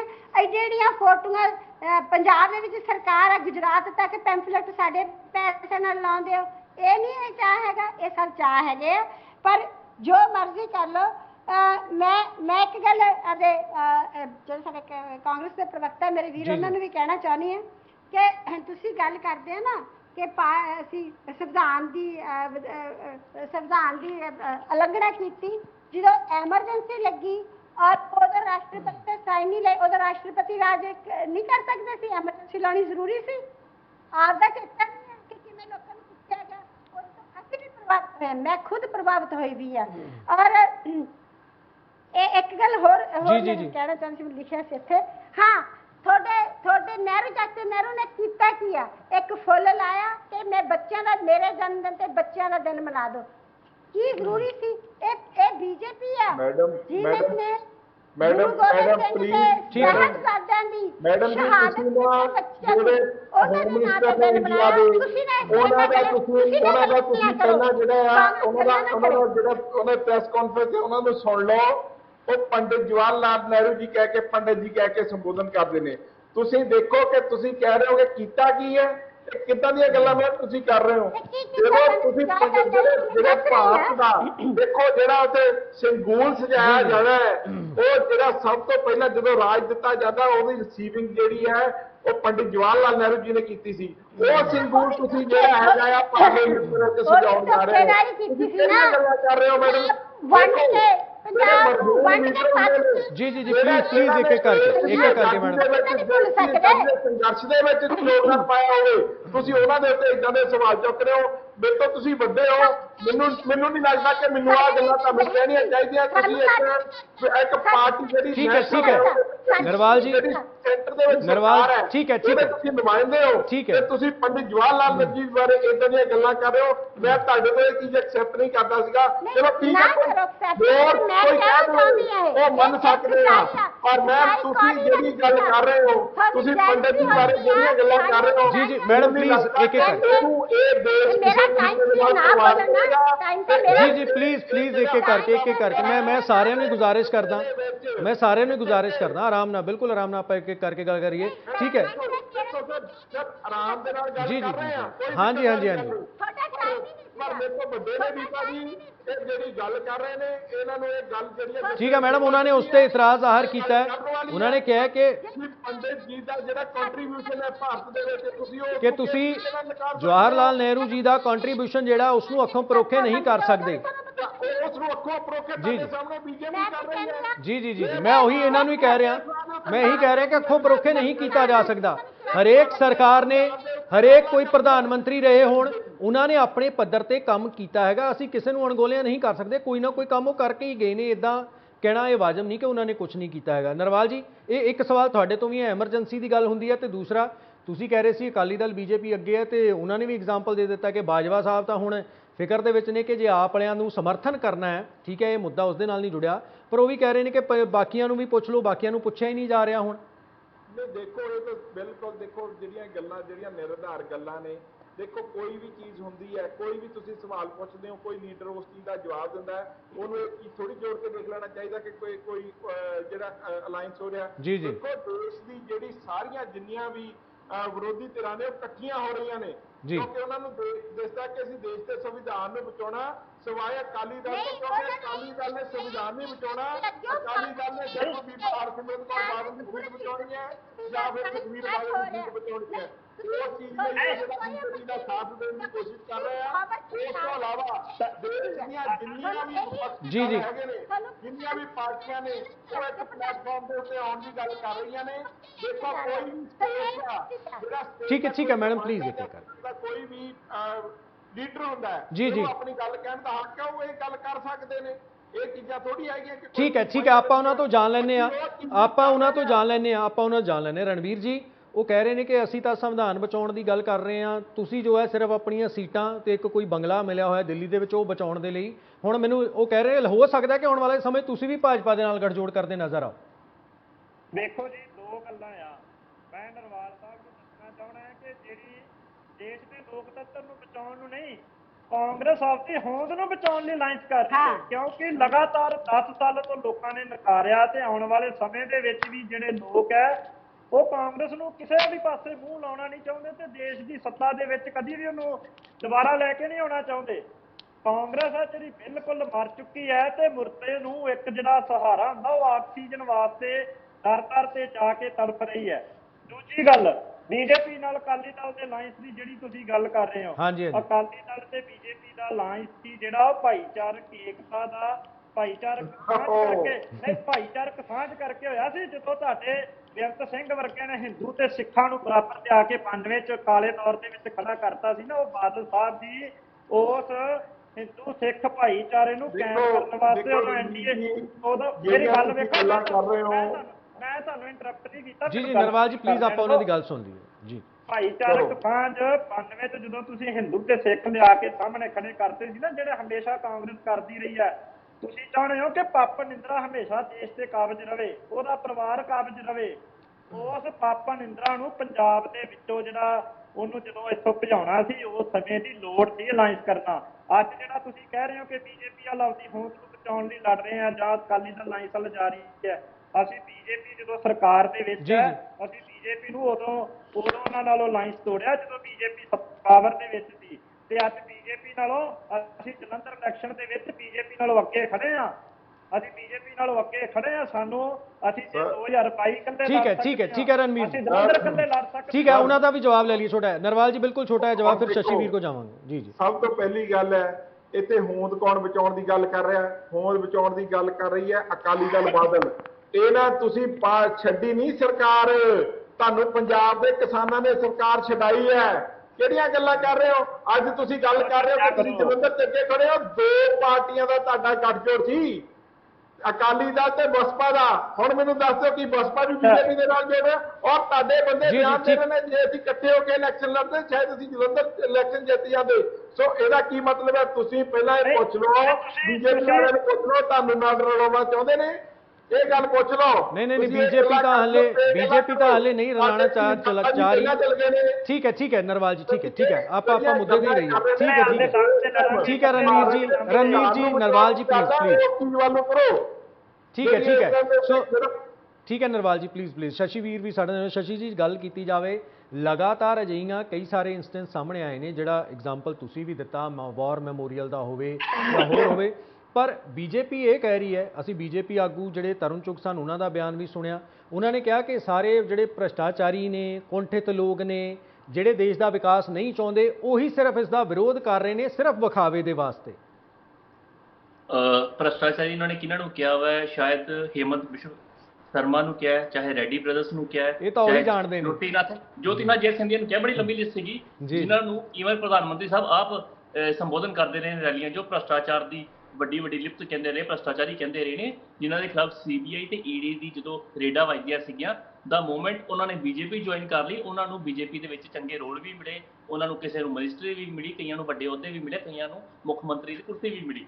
ਉਹ ਭ੍ਰਿਸ਼ਟਾਚਾਰੀ ਦੀ ਗੱਲ ਕਰ ਰਹੇ ਨੇ, ਜਾਂ ਜਿਹੜੇ ਕਾਰਪੋਰੇਟ ਵਰਲਡ 'ਚ ਬੈਠੇ ਦੇਸ਼ ਦੇ ਲੋਕਾਂ ਦਾ ਪੈਸਾ ਗਵਰਨ ਕਰਕੇ, ਚਾਹੇ ਉਹ LIC ਵਰਗੇ ਵੱਡੇ ਜਿਹੜੇ ਇੰਸਟੀਟਿਊਸ਼ਨ ਸੀਗੇ ਉਹਨਾਂ ਦੇ ਪੈਸੇ ਲੈ ਕੇ ਜਾਣ ਦੀ ਗੱਲ ਹੈ, ਚਾਹੇ ਵੱਡੇ ਬੈਂਕਾਂ ਦੇ ਕੋਲੋਂ ਲੱਖਾਂ ਕਰੋੜਾਂ ਦਾ ਖਰਚਾ ਲੈ ਕੇ ਬਾਈ ਰਾਈਟ ਆਫ ਕਰਨ ਦੀ ਗੱਲ ਹੈ, ਸ਼ਾਇਦ ਕਾਰਪੋਰੇਸ਼ਨ ਵਾਲੇ ਭ੍ਰਿਸ਼ਟਾਚਾਰੀ ਦੀ ਗੱਲ ਕਰ ਰਹੇ ਨੇ, ਜਾਂ ਇਹਨਾਂ ਦੀ ਪਾਰਟੀ ਦੇ ਵਿੱਚ ਹੀ ਜਿਹੜੇ ਕਰਨਾਟਕਾ ਦੇ ਸਾਈਡ ਤੋਂ ਇਹਨਾਂ ਦੇ ਕੋਲੋਂ 60 ਕਰੋੜ ਰੁਪਈਆ ਇੱਕ MLA ਦੇ ਘਰੋਂ ਫੜਿਆ ਜਾਂਦਾ ਹੈ, ਉਸ ਭ੍ਰਿਸ਼ਟਾਚਾਰੀ ਦੀ ਗੱਲ ਕਰ ਰਹੇ ਨੇ, ਜਾਂ ਕਿਸੇ ਹੋਰ ਭ੍ਰਿਸ਼ਟਾਚਾਰੀ ਦੀ ਗੱਲ ਕਰ ਰਹੇ ਨੇ। ਇਹ ਵੀ ਲੋਕਾਂ ਦੇ ਸਾਹਮਣੇ ਪਹਿਲੇ ਕਦੀ ਗੱਲ ਕਲੀਅਰ ਕਰ ਦੇਣ ਕਿਹਨਾਂ ਦੀ ਗੱਲ ਕਰਦੇ ਪਏ ਨੇ।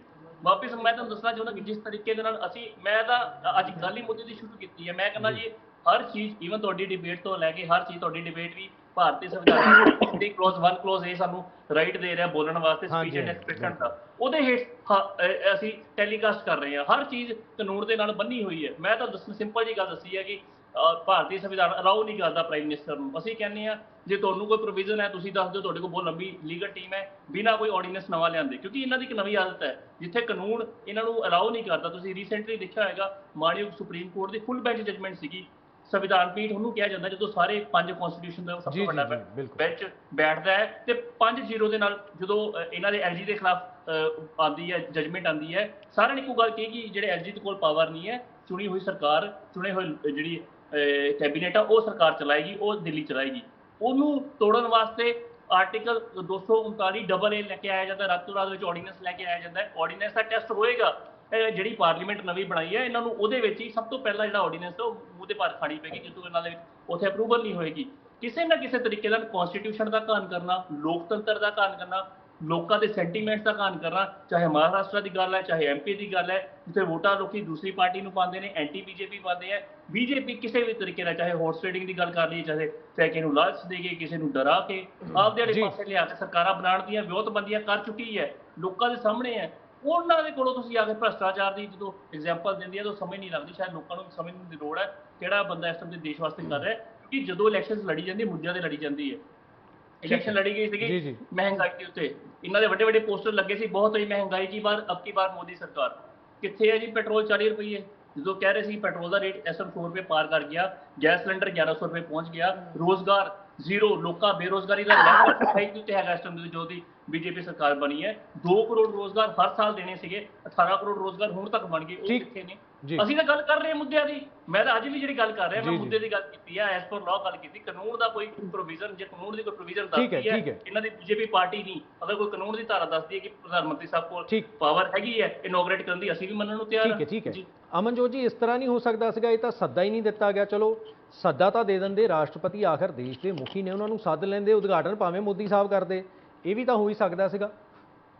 ਹੋ ਸਕਦਾ ਹੈ ਤਾਂ ਬੜੇ ਦਿਨ ਨਾਲ ਸੱਦਾ ਵੀ ਦਿੱਤਾ ਗਿਆ ਹੋਵੇ, ਇਹ ਐਸੀ ਗੱਲ ਨਹੀਂ, ਇਹਨੂੰ ਤੁਸੀਂ ਨਹੀਂ ਕਹਿ ਸਕਦੇ ਜੇ। ਔਰ ਮੈਂ ਸ਼ਸ਼ੀ ਵੀਰ ਜੀ ਦੀ ਗੱਲ ਕਰ ਲਾਂ, ਮੈਨੂੰ ਜ਼ਰਾ ਦੱਸ ਲੈਣ ਦਿਓ ਕਿ ਤੁਸੀਂ ਬੜੇ ਹੈਗੇ ਹੋ ਦੁੱਧ ਧੋਤੇ, ਹਜੇ ਤਾਂ ਸਾਲ ਨਹੀਂ ਹੋਇਆ ਤੇ ਇੰਨਾ ਥੋੜਾ ਸੁਸੋਧੀ ਹੈ ਕਿ ਉਹ ਕੀ ਜੇਲ੍ਹ ਦੇ ਵਿੱਚ ਵਿਜ਼ਿਟ ਕਰਨ ਗਿਆ, ਉਹ ਕੀ ਆਪਦੀ ਛੁੱਟੀਆਂ ਮਨਾਉਣ ਗਿਆ। ਔਰ ਸੁਰਿੰਦਰ ਜੈਨ ਉਹ ਛੁੱਟੀਆਂ ਮਨਾਉਣ ਗਏ ਹੋਏ ਆ, ਔਰ ਤੁਹਾਨੂੰ ਸਰਾਰੀ ਉਹਨੂੰ ਕਿਉਂ ਨਹੀਂ ਹਜੇ ਤੱਕ ਇਹਨਾਂ ਨੇ ਅੰਦਰ ਦਿੱਤਾ? ਕਟਾਰੂ ਚੱਕ ਕੇ ਸ਼ੇਮਲੈਸ, ਇਹ ਦੁਨੀਆ ਤੇ ਕੋਈ ਸੋਚ ਨਹੀਂ ਸਕਦਾ, ਕਦੇ ਇਹੋ ਜਿਹੀ ਵੀਡੀਓ ਨਹੀਂ ਆਈਆਂ ਹੋਣੀਆਂ। ਤੁਸੀਂ ਗੱਲਾਂ ਕਰਦੇ ਹੋ, ਤੁਹਾਡੇ ਆਏ ਦਿਨ ਤੁਹਾਡਾ MLA ਕੋਈ ਨਾ ਕੋਈ ਕਿਸੇ ਨਾ ਕਿਸੇ ਗੱਲ 'ਚ ਫਸਿਆ ਹੁੰਦਾ, ਤੁਸੀਂ ਗੱਲਾਂ ਕਰਦੇ ਹੋ। ਮੈਂ ਕਹਿੰਦੀ ਹਾਂ ਜਿੰਨੇ ਘਟੀਆ ਕਰੈਕਟਰ ਵਾਲੇ ਬੰਦੇ ਤੁਸੀਂ ਲਏ ਆ, ਮੈਨੂੰ ਸ਼ਰਮ ਆਉਂਦੀ ਆ ਧੀ ਹੋਣ ਦੇ ਨਾਤੇ ਇਹ ਗੱਲ ਕਹਿਣ ਦੀ, ਸ਼ਰਮ ਦੀ ਗੱਲ ਆ। ਤੁਸੀਂ ਗੱਲਾਂ ਕਰਦੇ ਹੋ ਔਰ ਜੋ ਮਰਜ਼ੀ ਕਰ ਲਓ। ਇੱਕ ਗੱਲ ਮੈਂ ਤੁਹਾਨੂੰ ਦੱਸ ਦੇਵਾਂ ਕਿ ਅਰਵਿੰਦ ਕੇਜਰੀਵਾਲ PM ਨਹੀਂ ਬਣ ਸਕਦਾ, ਜੋ ਮਰਜ਼ੀ ਤੁਸੀਂ ਕਰੋ। ਦੋ ਲਾਈਨ ਦਾ ਪ੍ਰਾਈਸ ਸਰ, ਅੱਜ ਹੀ ਲਾਅ ਐਂਡ ਆਰਡਰ, ਅੱਜ ਹੀ ਅੰਮ੍ਰਿਤਸਰ 'ਚ ਦਿਨ ਦਿਹਾੜੇ ਗੈਂਗਸਟਰ ਮਾਰਿਆ ਗਿਆ, 4 ਬੰਦਿਆਂ ਨੇ ਬੰਦਾ ਕਤਲ ਕੀਤਾ। ਤੁਸੀਂ ਕੀ ਗੱਲ ਕਰਦੇ ਹੋ? ਉੱਥੇ ਲਾਅ ਐਂਡ ਆਰਡਰ ਨਹੀਂ ਸੰਭਾਲਿਆ ਜਾਂਦਾ। ਵਾਅਦੇ ਦੀਆਂ ਗੱਲਾਂ ਮੈਂ ਦੱਸ ਦਿੰਦੀ ਹਾਂ। ਤੁਸੀਂ ਤਾਂ ਕਿਹਾ ਸੀਗਾ ਕਿ 24 ਘੰਟੇ 'ਚ ਆਏ MSP ਦੇਵਾਂਗੇ, ਦੇਤੀਆਂ MSPਆਂ। ਔਰ ਤੁਸੀਂ ਤਾਂ ਕਿਹਾ ਸੀਗਾ ਕਿ 24 ਘੰਟੇ ਦੇ ਵਿੱਚ ਨਸ਼ਾ ਮੁਕਤ ਪੰਜਾਬ ਬਣਾਤਾ। ਠੀਕ ਹੈ ਸੋ ਵਾਅਦਿਆਂ ਤੇ ਸਵਾਲ ਤੁਸੀਂ ਵੀ ਚੱਕ ਰਹੇ ਹੋ ਜੀ। ਜੀ ਬਿਲਕੁਲ ਮੈਡਮ। ਸਰ ਅੱਜ ਦਾ ਮੁੱਦਾ ਕੁਝ ਹੋ ਰਿਹਾ, ਮੈਡਮ ਨੂੰ ਕਹੋ ਮੁੱਦੇ ਤੇ ਗੱਲ ਕਰ ਲੈਣ। ਨਹੀਂ ਨੈਸ਼ਨਲ ਲੈਵਲ ਦਾ ਮੁੱਦਾ ਪੰਜਾਬ ਦੇ ਲਈ। ਕਾਂਗਰਸ ਦੇ ਪ੍ਰਵਕਤਾ ਨੂੰ ਬੇਨਤੀ ਕਰੂੰਗੀ, ਨਰਵਾਲ ਜੀ ਪਲੀਜ਼ ਮੇਰੇ ਟਾਈਮ 'ਚ ਨਾ ਬੋਲੋ, ਤਾਂ ਮੈਂ ਤੁਹਾਡੇ ਟਾਈਮ 'ਚ ਬੋਲੂੰਗੀ, ਫਿਰ ਤੁਹਾਨੂੰ ਖਰਾਬ ਕਰੂੰਗੀ। ਔਰ ਦੂਜੀ ਗੱਲ, ਬੇਅਦਬੀ ਦਾ ਮਸਲਾ ਸਭ ਤੋਂ ਵੱਡੀ ਪੰਜਾਬੀਆਂ ਦੇ ਦਿਲ ਨੂੰ ਕਤਲ ਕਰਨ ਵਾਲੀ ਚੀਜ਼ ਆ, ਬੇਅਦਬੀ। ਕਹਿੰਦੇ ਸੀਗੇ ਅਸੀਂ ਤਾਂ ਆਏ ਮਸਲਾ ਹੱਲ ਕਰ ਦਾਂਗੇ, ਕਰਤਾ ਮਸਲਾ ਹੱਲ। ਅੱਜ ਵੀ ਬੇਅਦਬੀ ਹੁੰਦੀ ਆ। ਤੁਸੀਂ ਤਾਂ ਬੋਲੋ ਨਾ, ਉਹ ਨਾ ਬੋਲੇ ਜਿਹਦੀ ਛਾਨਣੀ 'ਚ 100 ਮੋਰੀ ਆ, ਉਹ ਬੋਲੇ ਜਿਹਦੀ 'ਚ ਨਹੀਂ ਹੈਗੀ। ਠੀਕ ਹੈ ਮੈਡਮ ਤੇ ਆਉਣਾ ਚਾਹੁੰਦੀ ਆ। ਔਰ ਕਾਂਗਰਸ ਨੂੰ ਮੈਂ ਦੱਸਦਾ ਕਿ ਜਿੰਨੀ ਬਰਬਾਦੀ ਕਾਂਗਰਸ ਨੇ ਪੰਜਾਬੀਆਂ ਦੀ ਕੀਤੀ ਹੈ, ਕਿਸੇ ਨੇ ਨਹੀਂ ਕੀਤੀ। ਪਹਿਲਾਂ ਤਾਂ ਸਾਡਾ ਮੁਲਕ ਤੋੜਿਆ, ਚੱਕ ਕੇ ਪਾਕਿਸਤਾਨ ਨੂੰ ਦੇਤਾ ਸਾਰਾ। ਕਿਉਂ? ਬੰਗਾਲ ਤੋਂ ਬਣਾ ਦਿੰਦੇ ਪਾਕਿਸਤਾਨ, ਬੰਗਲਾਦੇਸ਼ ਬਣਾ ਦਿੰਦੇ, ਉਦੋਂ ਹੀ ਉਧਰ ਬਣਾ ਦਿੰਦੇ ਪਾਕਿਸਤਾਨ। ਸਾਨੂੰ ਤੇ ਤੋੜਿਆ ਗਿਆ। ਸਾਡੇ ਕੋਲੇ ਅੱਜ ਸਭ ਤੋਂ ਘੱਟ ਜਗ੍ਹਾ ਰਹਿ ਗਈ। ਸਾਡੀ ਹੋਂਦ ਖਤਮ ਕਰਨ 'ਚ ਕਾਂਗਰਸ ਨੰਬਰ 1 ਆ। ਦੂਜੀ ਗੱਲ, 1984 ਦੇ ਵਿੱਚ ਜੋ ਸਾਡੇ ਨਾਲ ਕਤਲੇਆਮ ਕੀਤਾ ਗਿਆ, ਹਰ ਸਿੱਖ ਨੂੰ ਸ਼ਰਮ ਆਉਣੀ ਚਾਹੀਦੀ। ਕਾਂਗਰਸ ਠੀਕ ਹੈ ਮੈਡਮ ਕਰਦੇ ਹੋਏ ਕਿ ਸਿੱਖ ਹੋਣ ਦੇ ਨਾਤੇ ਨਹੀਂ ਕਰਨੀ ਚਾਹੀਦੀ। ਸਾਡੀ ਅੱਜ ਪੁਸ਼ਤਾਂ ਨੂੰ ਕਹਿ ਦੇਣਾ ਚਾਹੀਦਾ ਕਿ ਪਾਰਟੀ ਜੁਆਇਨ ਨਾ ਕਰੋ। ਤੀਜੀ ਗੱਲ ਮੈਂ ਕਹਿਦਾ ਕਿ ਇਹ ਇੰਡੀਪੈਂਡੈਂਟ ਸਾਡੀ ਗਵਰਨਮੈਂਟ ਦਾ ਫੈਸਲਾ, ਨਾ ਕਿ ਮੇਰੀ ਪਾਰਟੀ ਦਾ। ਜੇ ਮੇਰੇ ਮੂੰਹ ਤੇ ਗੱਲ ਨਿਕਲਦੀ ਸੀਗੀ ਤਾਂ ਮੈਂ ਨਾਲ ਠੀਕ ਹੈ ਸਰਕਾਰ ਦਾ ਫੈਸਲਾ। ਠੀਕ ਹੈ ਮੈਡਮ ਸ਼ਿਵੀਰ ਜੀ, ਪਾਰਟ ਕੋਈ ਗੱਲ ਨਹੀਂ, ਮੇਰੇ ਭਰਾ ਹੈ ਕਰ ਲੈਣ। ਠੀਕ ਹੈ ਵਾਅਦਿਆਂ ਦੇ ਉੱਤੇ ਸਵਾਲ ਜ਼ਰੂਰ ਨੇ। ਹਿੰਦੁਸਤਾਨ ਦੀ ਗਵਰਨਮੈਂਟ ਨੇ ਫੈਸਲਾ ਕੀਤਾ ਕਿ ਪ੍ਰਾਈਮ ਮਿਨਿਸਟਰ ਕਰੂਗਾ, ਤੁਸੀਂ ਸਾਰੇ ਜੈਲਸੀ ਚਾਹਤ। ਠੀਕ ਹੈ ਜੈਲਸੀ ਨਹੀਂ ਹੈ ਮੈਡਮ, ਚਲੋ ਕੋਈ ਮੁੱਦਾ ਨਹੀਂ ਹੈ। ਠੀਕ ਹੈ ਮੈਡਮ, ਮੁੱਦਾ ਬਣਾਇਆ ਜਾ ਰਿਹਾ, ਇਹ ਤੁਸੀਂ ਕਹਿ ਰਹੇ ਹੋ। ਠੀਕ ਹੈ ਮੈਡਮ, ਤੁਹਾਡੀ ਗੱਲ ਆ ਗਈ। ਜਸਪ੍ਰੀਤ ਜੀ ਸਵਾਲ ਤੁਹਾਡੇ ਤੋਂ ਵੀ ਹੈਗਾ ਕਿ ਕੀ ਸੰਵਿਧਾਨ ਬਚਾਉਣ ਦੀ ਇਹ ਲੜਾਈ ਹੈ ਜਾਂ ਫਿਰ 2024 ਦੀ ਤਿਆਰੀ ਦੀ ਲੜਾਈ ਹੈ? ਦੇਖੋ ਸਭ ਤੋਂ ਪਹਿਲੀ ਗੱਲ ਤਾਂ ਇਹ ਆ, ਅੱਜ ਆਪਾਂ ਗੱਲ ਕਰ ਰਹੇ ਹਾਂ ਸੈਂਟਰ ਦੀ ਜੀ, ਉੱਥੇ ਜਿਹੜਾ ਆਪਣਾ ਪਾਰਲੀਮੈਂਟ ਬਿਲਡਿੰਗ। ਹਾਂਜੀ, ਸੋ ਆਪਾਂ ਉਸ ਚੀਜ਼ ਦੇ ਉੱਤੇ ਫੋਕਸ ਕਰੀਏ ਕਿ ਉਸ ਚੀਜ਼ ਨੂੰ ਜਿਹੜਾ ਪੰਜਾਬ ਦੇ ਲੋਕਾਂ ਨੂੰ ਦੱਸਣਾ ਚਾਹੀਦਾ। ਬੀਜੇਪੀ ਜਿਹੜਾ ਹੈਗਾ ਇਹਨੂੰ ਡਿਵਰਟ ਕਰਨ ਦੀ ਕੋਸ਼ਿਸ਼ ਕਰ ਰਹੀ ਹੈ। ਸੋ ਇਹ ਜਿਹੜੀ ਗੱਲ ਹੈਗੀ ਆ, ਬਿਲਕੁਲ ਦੇਖੋ ਭਾਰਤ ਦੇ ਸੰਵਿਧਾਨ ਦੇ ਉੱਤੇ ਸਭ ਤੋਂ ਵੱਡਾ ਇਸ ਟਾਈਮ ਦੇ ਉੱਤੇ ਖਤਰਾ ਇਸ ਚੀਜ਼ ਦਾ ਮੰਡਾ ਰਿਹਾ ਹੈ ਕਿ ਭਾਰਤ ਨੂੰ ਜਿਹੜਾ ਹੈਗਾ ਆ ਕਿ ਉਹਨੂੰ ਜਿਹੜਾ ਤਾਨਾਸ਼ਾਹ ਦੇ ਵੱਲ ਧੱਕਿਆ ਜਾ ਰਿਹਾ ਹੈ। ਦੇਖੋ ਤੁਸੀਂ ਇਹ ਦੇਖੋ ਕਿ ਪਹਿਲਾਂ ਵੀਡੀਓ ਆਉਂਦੀਆਂ ਨੇ, ਪ੍ਰਧਾਨ ਮੰਤਰੀ ਉਹਨਾਂ ਦਾ ਨੀਂਹ ਪੱਥਰ ਰੱਖਦੇ ਨੇ, ਫਿਰ ਉਹਦਾ ਨਿਰੀਖਣ ਕਰੀ ਜਾਂਦੇ ਨੇ ਤੇ ਆਪ ਹੀ ਆਪਣੇ ਬੰਦੇ ਸੱਦ ਕੇ ਆ ਜਾਓ ਵੀ ਉਦਘਾਟਨ ਕਰ ਲਈਏ, ਉਧਰ ਨੂੰ ਤੁਰੇ ਹੋਏ ਨੇ। ਤੇ ਬੀਬਾ ਜੀ ਨੇ ਪਹਿਲਾਂ ਜਦੋਂ ਪਾਰਟੀ ਦੀ ਗੱਲ ਕੀਤੀ, ਕਹਿ ਦਿੱਤਾ ਕਿ ਪਾਰਟੀ ਨੇ ਕੀਤਾ, ਇੱਕ ਵਾਰੀ ਨਿਕਲਦਾ ਹੁੰਦਾ ਮੂੰਹ ਦੇ ਵਿੱਚੋਂ। ਚਲੋ ਤੁਸੀਂ ਉਹ ਪਾਰਟੀ ਨੂੰ ਕਹਿ ਦਿੱਤਾ ਕਿ ਜਿਹੜੀ ਸਾਡੀ ਪਾਰਟੀ ਹੈ ਉਹ ਚੀਜ਼ ਦਾ ਉਦਘਾਟਨ ਕਰਨ ਜਾ ਰਹੀ ਹੈ। ਜਿਹੜੇ ਇੱਕ ਵਾਰੀ ਮੂੰਹੋਂ ਨਿਕਲੇ ਬਾਣ ਹੁੰਦੇ ਦੁਬਾਰਾ ਵਾਪਸ ਨਹੀਂ ਮੁੜਦੇ। ਦੂਜੀ ਗੱਲ, ਜੇ ਅੱਜ ਭਾਰਤ ਦੇ ਸੰਵਿਧਾਨ ਨੂੰ ਖਤਰਾ ਹੈ ਤਾਂ ਉਹ ਸਭ ਤੋਂ ਜ਼ਿਆਦਾ ਬੀਜੇਪੀ ਤੋਂ ਖਤਰਾ। ਇਸ ਗੱਲ ਤੋਂ ਕੋਈ ਮੁਨਕਰ ਨਹੀਂ ਹੋ ਸਕਦਾ। ਇਸ ਗੱਲ ਨੂੰ ਕਦੀ ਕਾਂਗਰਸ ਨੇ ਤਬਾਹੀ ਕੀਤੀ, ਉਹਦਾ ਕਦੇ ਵੀ ਖਤਰਾ ਨਹੀਂ। ਮੈਂ ਤਾਂ ਅਕਾਲੀ ਦਲ ਤੋਂ ਪੁੱਛਦਾ ਕਿ ਜਿਹੜੇ ਬਹੁਜਨ ਸਮਾਜ ਨੂੰ ਨਾਲ ਲੈ ਕੇ, ਬਹੁਜਨ ਸਮਾਜ ਪਾਰਟੀ ਨੂੰ ਇਹਨਾਂ ਨੇ ਨਾਲ ਲੈ ਕੇ ਇਲੈਕਸ਼ਨ ਲੜੀ ਹੈ। ਅੱਜ ਜਿਹੜੇ ਸਾਡੇ ਰਾਸ਼ਟਰਪਤੀ ਨੇ ਦ੍ਰੋਪਦੀ ਮੁਰਮੂ ਜੀ, ਉਹਨਾਂ ਨੂੰ ਅੱਜ ਜੇ ਇਸ ਕਾਰਿਕ੍ਰਮ ਦੇ ਵਿੱਚ ਨਹੀਂ ਬੁਲਾਇਆ ਜਾ ਰਿਹਾ ਤਾਂ ਦੱਸੋ ਇਹ ਆਦੀਵਾਸੀਆਂ ਤੇ ਪਿਛੜੀ ਸ਼੍ਰੇਣੀਆਂ ਦੇ ਨਾਲ ਧੱਕਾ ਨਹੀਂ ਹੋਇਆ? ਉਹਨਾਂ ਨੂੰ ਕਿਉਂ ਇਸ ਪ੍ਰੋਗਰਾਮ ਤੋਂ ਦੂਰ ਰੱਖਿਆ ਜਾ ਰਿਹਾ? ਉਹਨਾਂ ਨੂੰ ਕਿਉਂ ਨਹੀਂ ਜਿਹੜਾ ਉਹਨਾਂ ਦਾ ਬਣਦਾ ਜਿਹੜਾ ਅਧਿਕਾਰ ਹੈ? ਹਾਂ, ਉਹ ਕਿਸੇ ਨੂੰ ਕਹਿੰਦੇ ਕਿ ਕੋਈ ਕਿਸੇ ਦਾ ਉਦਘਾਟਨ ਕਰਵਾਉਂਦੇ, ਕਿਸੇ ਹੋਰ ਸ਼ਖਸੀਅਤ ਉਦਘਾਟਨ ਕਰਾਉਂਦੇ ਤਾਂ ਉਹ ਚੀਜ਼ ਮੰਨੀ ਜਾ ਸਕਦੀ ਸੀ। ਇਹ ਤਾਂ ਦੇਖੋ ਇਹ ਨਿਰਾਧਾਰ ਜਿਹੜਾ ਹੈਗਾ ਆ, ਇਹਨੂੰ ਚੀਜ਼ ਨੂੰ ਕੋਈ ਵੀ ਬੰਦਾ ਡਿਨਾਈ ਨਹੀਂ ਕਰ ਸਕਦਾ। ਦੁਨੀਆ ਦੇ ਕਿਸੇ ਵੀ ਬੰਦੇ ਤੋਂ ਪੁੱਛ ਲਓ, ਜੇ ਉਹ ਇਹ ਗੱਲ ਨਾ ਕਹਿਣਗੇ ਕਿ ਜਿਹੜਾ ਭਾਰਤ ਹੈ ਉਹ ਤਾਨਾਸ਼ਾਹ ਦੇ ਵੱਲ ਨੂੰ ਵੱਧਦਾ ਜਾ ਰਿਹਾ ਆ। ਜੇ ਅੱਜ ਜਿਹੜਾ ਪਾਰਲੀਮੈਂਟ ਬਿਲਡਿੰਗ ਆ ਜਿਹਦਾ ਉਦਘਾਟਨ ਇੱਕ ਪ੍ਰਧਾਨ ਮੰਤਰੀ ਕਰਨ ਜਾ ਰਿਹਾ ਭਾਰਤ ਦੇ ਨਰਿੰਦਰ ਮੋਦੀ, ਦੇਖੋ ਉਹਨਾਂ ਦਾ ਜਿਹੜਾ ਅਧਿਕਾਰ ਖੇਤਰ ਸੀਗਾ ਉਹ ਰਾਸ਼ਟਰਪਤੀ ਜੀ ਨੂੰ ਨਾਲ ਲੈ ਕੇ ਉਦਘਾਟਨ ਕਰਾਉਂਦੇ, ਉਹਨਾਂ ਦਾ ਰਾਸ਼ਟਰਪਤੀ ਦੀ ਕੁਰਸੀ ਨੂੰ ਛੋਟਾ ਕਰਤਾ। ਲੱਗਿਆ ਕਿ ਪ੍ਰਧਾਨ ਮੰਤਰੀ ਦੀ ਕੁਰਸੀ ਉੱਚੀ ਹੈ, ਰਾਸ਼ਟਰਪਤੀ ਦੀ ਕੁਰਸੀ ਨੀਵੀਂ ਹੈ। ਸੋ ਇਹ ਚੀਜ਼ਾਂ ਦਰਸਾ ਰਹੀਆਂ ਆ ਕਿ ਜਿਹੜਾ ਭਾਰਤ ਜਿਹੜਾ ਆ ਉਹ ਸੇਫ ਹੱਥਾਂ ਦੇ ਵਿੱਚ ਨਹੀਂ ਹੈਗਾ ਤੇ 2024 ਦੇ ਵਿੱਚ ਲੋਕ ਇਹਨਾਂ ਨੂੰ ਜਵਾਬ ਦੇਣਗੇ। ਇਸ ਟਾਈਮ ਦੇ ਵਿੱਚ ਜਿਹੜੀ ਹੈ ਬੀਜੇਪੀ ਪੂਰੀ ਤਰ੍ਹਾਂ ਬੁਖਲਾਈ ਹੋਈ ਹੈ। ਤੁਸੀਂ ਇਹ ਦੱਸੋ ਕਿ ਕੀ ਅਡਾਨੀ ਦੇ ਉੱਤੇ ਇਹਨਾਂ ਨੇ ਕਾਰਵਾਈ ਕਰਤੀ? ਜਿਹੜੀਆਂ ਫੇਕ ਕੰਪਨੀਆਂ ਉਹਨਾਂ ਨੇ ਬਾਹਰ ਬਣਾਈਆਂ ਸੀਗੀਆਂ, ਜਿਹੜਾ ਉਹਨਾਂ ਦਾ ਸ਼ੇਅਰ ਡਿੱਗਿਆ, ਲੋਕਾਂ ਦਾ ਨੁਕਸਾਨ ਹੋਇਆ, LIC ਅੱਜ ਇਸ ਟਾਈਮ ਦੇ ਵਿੱਚ ਉਹਦਾ ਮਾਰਕੀਟ ਸ਼ੇਅਰ ਡਿੱਗਿਆ ਹੋਇਆ, ਉਸ ਚੀਜ਼ ਦੀ ਭਰਪਾਈ ਕਰਤੀ ਬੀਜੇਪੀ ਨੇ। ਸੋ ਇਹ ਗੱਲਾਂ ਜਿਹੜੀਆਂ ਨੇ ਲੋਕ ਨੋਟ ਕਰ ਰਹੇ ਨੇ, ਲੋਕ ਦੇਖ ਰਹੇ ਨੇ ਕਿ ਕੀ ਹੋ ਰਿਹਾ। ਲੋਕਾਂ ਨੂੰ ਆਪਣੇ ਬੱਚਿਆਂ ਦਾ ਫਿਕਰ ਹੈ ਕਿ ਆਉਣ ਵਾਲੇ ਸਮੇਂ ਦੇ ਵਿੱਚ ਉਹ ਕਿਸ ਤਰੀਕੇ ਦਾ ਭਵਿੱਖ ਜਿਹੜਾ ਪੰਜਾਬ ਦੇ ਵਿੱਚ ਕੀ ਪੂਰੇ ਭਾਰਤ ਵਿੱਚ ਦੇਖ ਰਹੇ ਨੇ। ਕੱਲੇ ਹੁਣ ਪੰਜਾਬ ਤੋਂ ਬੱਚੇ ਬਾਹਰ ਨਹੀਂ ਜਾ ਰਹੇ। ਠੀਕ ਹੈ ਨਰਵਾਲ ਪੂਰੇ ਭਾਰਤ ਦੇ ਵਿੱਚ ਜਿਹੜਾ ਐਜੂਕੇਟਡ ਬੰਦਾ ਆ, ਜਿਨ੍ਹਾਂ ਦੇ ਬ੍ਰੇਨ ਡਰੇਨ ਹੋ ਰਿਹਾ ਮੈਡਮ, ਉਹ ਕਿਉਂ ਹੋ ਰਿਹਾ? ਕਿਉਂਕਿ ਸੈਂਟਰ ਦੀ ਬੀਜੇਪੀ ਦੀਆਂ ਨੀਤੀਆਂ ਨੇ ਲੋਕਾਂ ਨੂੰ ਬਾਹਰ ਜਾਣ ਤੇ ਮਜਬੂਰ ਕਰਤਾ। ਠੀਕ ਹੈ ਰਣਬੀਰ ਜੀ, ਸਵਾਲ ਤੁਹਾਡੀ ਪਾਰਟੀ ਤੇ ਇਹ ਨੇ, ਚਲੋ ਹੁਣ ਤਾਂ ਤੁਸੀਂ ਉੱਥੇ ਜਾਓਗੇ, ਐਲਾਨ ਕਰ ਦਿੱਤਾ ਗਿਆ ਹੈ ਕਿ ਸ਼੍ਰੋਮਣੀ ਅਕਾਲੀ ਦਲ ਦੇ ਪ੍ਰਧਾਨ ਜਾਣਗੇ ਜੋ ਕਿ ਸਾਂਸਦ ਵੀ ਨੇ ਫਿਰੋਜ਼ਪੁਰ ਤੋਂ, ਪਰ ਜਦੋਂ ਗੱਲ ਹੁੰਦੀ ਸੀਗੀ ਸੰਸਦ ਦੇ ਵਿੱਚ ਅਡਾਨੀ ਦੇ ਮੁੱਦੇ ਦੀ, ਵਿਰੋਧੀ ਧਿਰਾਂ ਵੀ ਸਵਾਲ ਚੁੱਕਦੀਆਂ ਨੇ ਕਿ ਜਦੋਂ ਅਡਾਨੀ ਦੇ ਮੁੱਦੇ ਤੇ ਉਹ ਵਿਰੋਧ ਕਰਦੇ ਸਨ ਉਦੋਂ ਵੀ ਤੁਸੀਂ ਚੁੱਪ ਬੈਠੇ ਰਹੇ, ਬਾਕੀ ਜਦੋਂ ਕੋਈ ਹੋਰ ਅਹਿਮ ਮੁੱਦੇ ਆਉਂਦੇ ਨੇ ਕੇਂਦਰ ਦੇ ਖਿਲਾਫ ਉਦੋਂ ਵੀ ਤੁਹਾਡੇ ਜਿਹੜੇ ਸਾਂਸਦ ਨੇ ਉਹ ਚੁੱਪ ਹੋ ਜਾਂਦੇ ਨੇ। ਅਜਿਹਾ ਕਿਉਂ? ਕੀ ਇਹ ਮਿਲੀ ਭੁਗਤ ਨਹੀਂ ਹੈ? ਦੇਖੋ ਜੀ, ਜਦੋਂ ਪੰਜਾਬ ਦੇ ਪਾਣੀਆਂ ਦੀ ਲੁੱਟ ਦੀ ਗੱਲ ਚੱਲੀ ਸੀ ਨਾ, ਤੇ ਸੰਸਦ ਦੇ ਬਾਹਰ ਖੜੇ ਹੋ ਕੇ ਉੱਥੇ ਵਿਰੋਧ ਕਰਕੇ ਉੱਥੇ SYL ਵਾਲਾ ਗਾਣਾ ਗਾ ਕੇ ਆਉਣ ਵਾਲੇ ਸਰਦਾਰ ਸੁਖਬੀਰ ਸਿੰਘ ਬਾਦਲ ਸੀ ਇਹ ਮਿਲੀ ਭੁਗਤ ਦੀਆਂ ਗੱਲਾਂ ਕਰਨਗੇ। ਦੂਜੀ ਗੱਲ ਮੈਂ ਆਪਣੇ ਕਾਂਗਰਸ ਵਾਲੇ ਵੀਰ ਨੂੰ ਪੁੱਛਣਾ ਚਾਹਣਾ, ਸੰਵਿਧਾਨ ਤੇ ਤਾਨਾਸ਼ਾਹੀ ਦੀਆਂ ਗੱਲਾਂ ਇਹ ਕਰਨਗੇ? ਕਿਹੜੇ ਸੰਵਿਧਾਨ 'ਚ ਤੁਸੀਂ ਗੱਲਾਂ ਕਰਦੇ ਹੋ? ਇੰਦਰਾ ਗਾਂਧੀ ਤੋਂ ਵੱਧ ਡਿਕਟੇਟਰ ਕੌਣ ਸੀ? ਇੰਦਰਾ ਗਾਂਧੀ ਨੇ ਜਦੋਂ ਜੀ ਕੀਤਾ ਪੰਜਾਬ ਦੇ ਵਿੱਚ ਐਮਰਜੈਂਸੀ ਲਾਈ, ਜਦੋਂ ਸਾਰੀਆਂ ਚੀਜ਼ਾਂ ਨੂੰ ਛਿੱਕੇ ਟੰਗ ਕੇ ਕਤਲੇਆਮ ਕੀਤੇ, ਉਦੋਂ ਸੰਵਿਧਾਨ ਕਿੱਥੇ ਸੀ?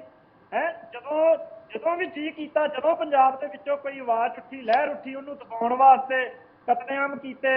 ਜਦੋਂ ਵੀ ਸਰਕਾਰਾਂ ਬਣੀਆਂ ਉਹਨਾਂ ਨੂੰ ਬਿਨਾਂ ਕਿਸੇ ਰੀਜ਼ਨ ਤੋਂ ਸਰਕਾਰਾਂ ਭੰਗ ਕੀਤੀਆਂ, ਹਿੰਦੂ ਭਾਈਚਾਰੇ ਤੇ ਸਿੱਖ ਭਾਈਚਾਰੇ ਨੂੰ ਆਮੋ ਸਾਹਮਣੇ ਕੀਤਾ। ਉਹ ਜਿਹੜੀ ਡਿਕਟੇਟਰਸ਼ਿਪ ਤੇ ਸੰਵਿਧਾਨ ਦੀਆਂ ਗੱਲਾਂ ਕਾਂਗਰਸ ਦਾ ਬੰਦਾ ਕਰਦਾ ਚੰਗਾ ਲੱਗਦਾ ਯਾਰ। ਦੂਜੀ ਗੱਲ, ਆਮ ਆਦਮੀ ਪਾਰਟੀ ਨੂੰ ਮੈਂ ਪੁੱਛਣਾ ਚਾਹੁੰਦਾ, ਤੁਸੀਂ ਸੰਵਿਧਾਨ ਦੀਆਂ ਗੱਲਾਂ ਕਰਦੇ ਹੋ, ਜਦੋਂ ਦੇਸ਼ ਦੇ ਰਾਸ਼ਟਰਪਤੀ ਸਾਹਿਬ ਇੱਥੇ ਚੰਡੀਗੜ੍ਹ ਗਵਰਨਰ ਭਵਨ 'ਚ ਆਏ ਸੀ, ਐਜ਼ ਅ ਪ੍ਰੋਟੋਕਾਲ ਉੱਥੇ ਆਪਣੇ ਸੂਬੇ ਦੇ CM ਸਾਹਿਬ ਨਹੀਂ ਪਹੁੰਚੇ। ਜਦੋਂ ਤੁਸੀਂ ਜਿਹੜੀ ਤਾਂ ਚੀਜ਼ ਤੁਹਾਨੂੰ ਸੂਟ ਕਰੇ ਉਹ ਸਾਰੀ ਚੰਗੀ ਆ, ਦੇਸ਼ ਦੇ ਹਿੱਤ ਵਿੱਚ ਹੈ, ਤੇ ਜਿਹੜੀ ਤੁਹਾਡੇ ਖਿਲਾਫ ਹੋਵੇ ਉਹ ਦੇਸ਼ ਦੇ ਵਿਰੁੱਧ ਹੋ ਜਾਂਦੀ ਹੈ। ਜਦੋਂ ਪੰਜਾਬ ਦੇ ਗਵਰਨਰ ਨੇ ਤੁਹਾਨੂੰ ਲਾਅ ਐਂਡ ਆਰਡਰ ਨੂੰ ਲੈ ਕੇ ਸਵਾਲ ਕੀਤਾ ਸੀ, ਉਦੋਂ ਤੁਸੀਂ ਉਹਦੇ ਸਵਾਲ ਦਾ ਜਵਾਬ ਦੇਣ ਦੀ ਬਜਾਏ ਸੁਪਰੀਮ ਕੋਰਟ 'ਚ ਗਏ, ਉਦੋਂ ਪ੍ਰੋਟੋਕਾਲ ਕਿੱਥੇ ਸੀ? ਜਦੋਂ ਤੁਸੀਂ ਪੰਜਾਬ ਦਾ ਜਿਹੜਾ ਸੁਪਰੀਮ ਕੋਰਟ ਦੇ ਆਰਡਰ ਨੂੰ ਛਿੱਕੇ ਟੰਗ ਕੇ ਅਡਹੌਕ ਬੇਸਿਸ ਤੇ DGP ਲਾ ਰੱਖਿਆ, ਉਦੋਂ ਤੁਹਾਡਾ ਸੰਵਿਧਾਨ ਤੇ ਪ੍ਰੋਟੋਕਾਲ ਕਿੱਥੇ ਆ? ਵੇਖੋ, ਕਾਂਗਰਸ ਗੱਲਾਂ ਕਰਦੀ ਚੰਗੀ ਲੱਗਦੀ ਸੰਵਿਧਾਨ ਦੇ ਤਾਨਾਸ਼ਾਹੀ ਦੀਆਂ, ਤੇ ਮੈਂ ਆਣਾ ਵੀ ਬਸ ਫਿਰ ਤਾਂ ਰਾਤੀ ਰੱਖਾ। ਠੀਕ ਹੈ ਸ਼ਸ਼ੀ ਜੀ। ਸਰ ਇੱਕ ਮਿੰਟ, ਮੈਂ ਇੱਕ ਗੱਲ ਅਕਾਲੀ ਦਲ ਤੋਂ ਪੁੱਛਣਾ ਚਾਹੁੰਦਾ ਹਾਂ ਕਿ ਤੁਸੀਂ ਦੋ ਸੰਵਿਧਾਨ ਲਈ ਫਿਰਦੇ ਹੋ ਆਪਣੀ ਪਾਰਟੀ ਦੇ, ਗੁਰਦੁਆਰਿਆਂ ਦੇ ਲਈ ਅਲੱਗ ਤੇ ਜਿਹੜਾ ਭਾਰਤ ਇਲੈਕਸ਼ਨ ਕਮਿਸ਼ਨ ਨੂੰ ਦਿੱਤਾ ਅਲੱਗ ਆ। ਤੁਹਾਡੇ ਤੇ ਉਸ ਚੀਜ਼ ਦਾ ਕੇਸ ਵੀ ਹੈ, ਉਸ ਚੀਜ਼ ਬਾਰੇ ਵੀ ਚਾਨਣਾ ਪਾ ਦਿਓ। ਤੁਸੀਂ ਤਾਂ ਲੋਕਾਂ ਨੂੰ ਦੁਵਿਧਾ 'ਚ ਰੱਖਿਆ ਹੋਇਆ, ਤੁਸੀਂ ਤਾਂ ਪੰਜਾਬੀਆਂ ਨੂੰ ਦੁਵਿਧਾ 'ਚ ਰੱਖਿਆ ਹੋਇਆ। ਤੁਸੀਂ ਇਲੈਕਸ਼ਨ ਕਮਿਸ਼ਨ ਤੋਂ ਕਹਿ ਰਹੇ ਹੋ ਤੁਸੀਂ ਸੈਕੂਲਰ ਪਾਰਟੀ ਹੋ, ਤੁਸੀਂ ਦੂਜੇ ਪਾਸੇ ਕਹਿ ਰਹੇ ਹੋ ਕਿ ਅਸੀਂ ਸਿੱਖਾਂ ਦੀ। ਪਰ ਉਸ ਮਾਮਲੇ ਤਾਂ ਕਲੀਨ ਚਿੱਟ ਸ਼ਾਇਦ ਮਿਲ ਚੁੱਕੀ ਹੈ ਸੁਪਰੀਮ ਕੋਰਟ ਤੋਂ, ਇਹ ਦੋਹਰੇ ਸੰਵਿਧਾਨ ਵਾਲੇ ਮਾਮਲੇ 'ਚ। ਫਿਰ ਤੁਸੀਂ ਸੈਕੂਲਰ ਬਣ ਜਾਓ। ठीक है नरवाल जी, ठीक है सर, ठीक है रणबीर जी, नरवाल जी प्लीज, ठीक है शशि जी प्लीज, बिल्कुल छोटा है जवाब शशि, समा बहुत घट है जी।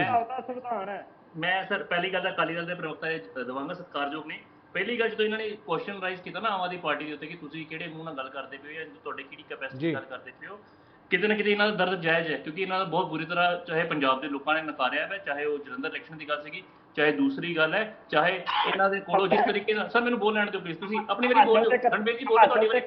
ਸਰ ਮੈਂ ਤੁਹਾਡੀ ਵਾਰੀ ਨਹੀਂ ਬੋਲਿਆ। ਜੀ ਜੀ ਰਣਬੀਰ ਜੀ ਪਲੀਜ਼ ਪਲੀਜ਼। ਨਹੀਂ ਮੇਰੀ ਆਦਤ ਮੈਂ ਕਿਸੇ ਦੇ ਵਿੱਚ ਨਹੀਂ ਬੋਲਦਾ, ਆਪਾਂ ਮੁੱਦੇ ਦੀ ਗੱਲ ਕਰਦੇ ਮੈਂ ਇਹਨਾਂ ਦਾ ਦਰਦ ਜਾਇਜ਼ ਹੈ ਕਿਤੇ ਨਾ ਕਿਤੇ, ਕਿਉਂਕਿ ਇਹ ਆਪਣੀ ਰਾਜਨੀਤਿਕ ਪੱਖੀਆਂ ਫਾਵਾਂ ਫਲਾ ਕੇ ਕਦੀ ਦੂਸਰੇ ਪਾਸੇ ਰਾਜਸਥਾਨ ਨੂੰ ਪਾਣੀ ਦੇ ਚੱਲੇ, ਕਿਤੇ ਨਾ ਕਿਤੇ ਆਪਦੀ ਜਿਹੜੀ ਗੁਆਚੀ ਹੋਈ ਜਿਹੜੀ ਪੋਲਿਟਿਕਸ ਦੇ ਵਿੱਚ, ਪਰ ਕਿਤੇ ਨਾ ਕਿਤੇ ਇਹਨਾਂ ਨੂੰ ਹਰ ਚੀਜ਼ ਮਸਲੇ ਖੜੇ ਜ਼ਿੰਮੇਵਾਰ ਹੈ। ਹਰ ਪਾਸੇ ਤੁਸੀਂ ਕਿਸੇ ਮੁੱਦੇ ਨੂੰ ਚੁੱਕ ਕੇ ਦੇਖ ਲਓ। ਹੁਣ ਮੈਡਮ ਅਮਨਜੋਤ ਕੌਰ ਨੇ ਬੜੇ ਰਿਸਪੈਕਟੇਬਲ ਉਹਨਾਂ ਨੇ ਇੱਕ ਗੱਲ ਕਹੀ, ਮੈਂ ਧੀ ਹੋਣ ਦੇ ਨਾਤੇ ਗੱਲ ਕਰ ਰਹੀ ਹਾਂ, ਕਿਤੇ ਨਾ ਕਿਤੇ ਤੁਸੀਂ ਜਿਹੜੀਆਂ ਧੀਆਂ ਦੇਸ਼ ਦੀਆਂ ਬੈਠੀਆਂ ਨੇ ਰੈਸਲਰਸ ਦੇ ਅਗੇਂਸਟ, ਜਿਹੜਾ ਰੈਸਲਰ ਐਸੋਸੀਏਸ਼ਨ ਦੇ ਅਗੇਂਸਟ ਬੈਠੀਆਂ, ਅੱਜ ਕਿੰਨੀ ਦੇਰ ਹੋ ਗਈ, ਕਿੰਨਾ ਵਰਾ ਹੋ ਗਿਆ ਉਹਨਾਂ ਨੂੰ ਬੈਠੇ, ਕਿੰਨਾ ਟਾਈਮ ਹੋ ਚੁੱਕਿਆ ਵਾ, ਉਹਨਾਂ ਦੀ ਗੱਲ ਕਿਉਂ ਨਹੀਂ ਕਰ ਰਹੇ? ਘੱਟੋ ਘੱਟ ਉਹਨਾਂ ਦੀ ਗੱਲ ਠੀਕ ਹੈ ਆਪਾਂ ਜੇ ਗੱਲ ਕੀਤੀ ਜਾਵੇ ਸੋ ਸਾਰਿਆਂ ਦੇ ਉੱਤੇ ਇਲਜ਼ਾਮ ਲਗਾਇਆ ਰਹੇ, ਗੱਲ ਇਹੀ ਕੀਤੀ ਜਾ ਰਹੀ ਕਿ ਸੰਵਿਧਾਨ ਨੂੰ ਬਚਾਉਣਾ ਹੈ, ਸਮਾਂ ਇਜਾਜ਼ਤ ਨਹੀਂ ਦਿੰਦਾ। ਸਾਰੇ ਮਹਿਮਾਨਾਂ ਤੋਂ ਮਾਫੀ ਚਾਹਾਂਗਾ, ਸ਼ਸ਼ੀ ਜੀ, ਰਣਬੀਰ ਜੀ, ਜਸਪ੍ਰੀਤ ਜੀ ਤੇ ਅਮਨਜੋਤ ਜੀ, ਤੁਸੀਂ ਸਾਡੇ ਨਾਲ ਅੱਜ ਦੀ ਇਸ ਚਰਚਾ ਜੁੜੇ, ਤੁਹਾਡਾ ਬਹੁਤ ਬਹੁਤ ਧੰਨਵਾਦ। ਸੋ ਇਹੀ ਗੱਲ ਕੀਤੀ ਜਾ ਰਹੀ ਹੈ ਕਿ ਇਹ ਲੜਾਈ ਜੋ ਹੈ ਉਹ ਸੰਵਿਧਾਨ ਵਾਸਤੇ ਹੈ। ਰਾਸ਼ਟਰਪਤੀ ਨੂੰ ਜੋ ਹੈ ਸੱਦਾ ਦਿੱਤਾ ਜਾਣਾ ਚਾਹੀਦਾ ਸੀਗਾ ਤੇ ਸੱਦਾ ਨਾ ਦੇ ਕੇ ਜੋ ਹੈ ਬੀਜੇਪੀ ਦੇ ਉੱਤੇ ਕਈ ਤਰ੍ਹਾਂ ਦੇ ਸਵਾਲ ਚੁੱਕੇ ਜਾ ਰਹੇ ਨੇ। ਅੱਜ ਦੀ ਇਸ ਪੇਸ਼ਕਸ਼ 'ਚ ਇੰਨਾ ਹੀ, ਦਿਓ ਇਜਾਜ਼ਤ, ਧੰਨਵਾਦ।